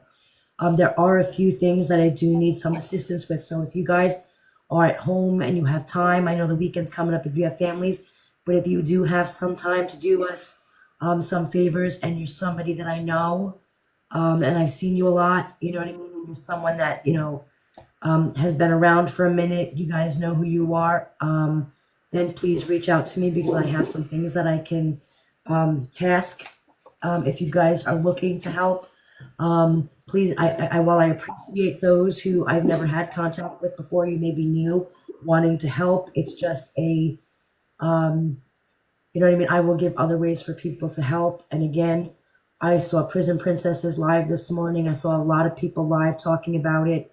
I don't care if you like them as a creator. I don't care anything about anything. If you hear people talking about this case, if you see the videos, guys, it takes a split second, not even a whole second, to like it and to share it.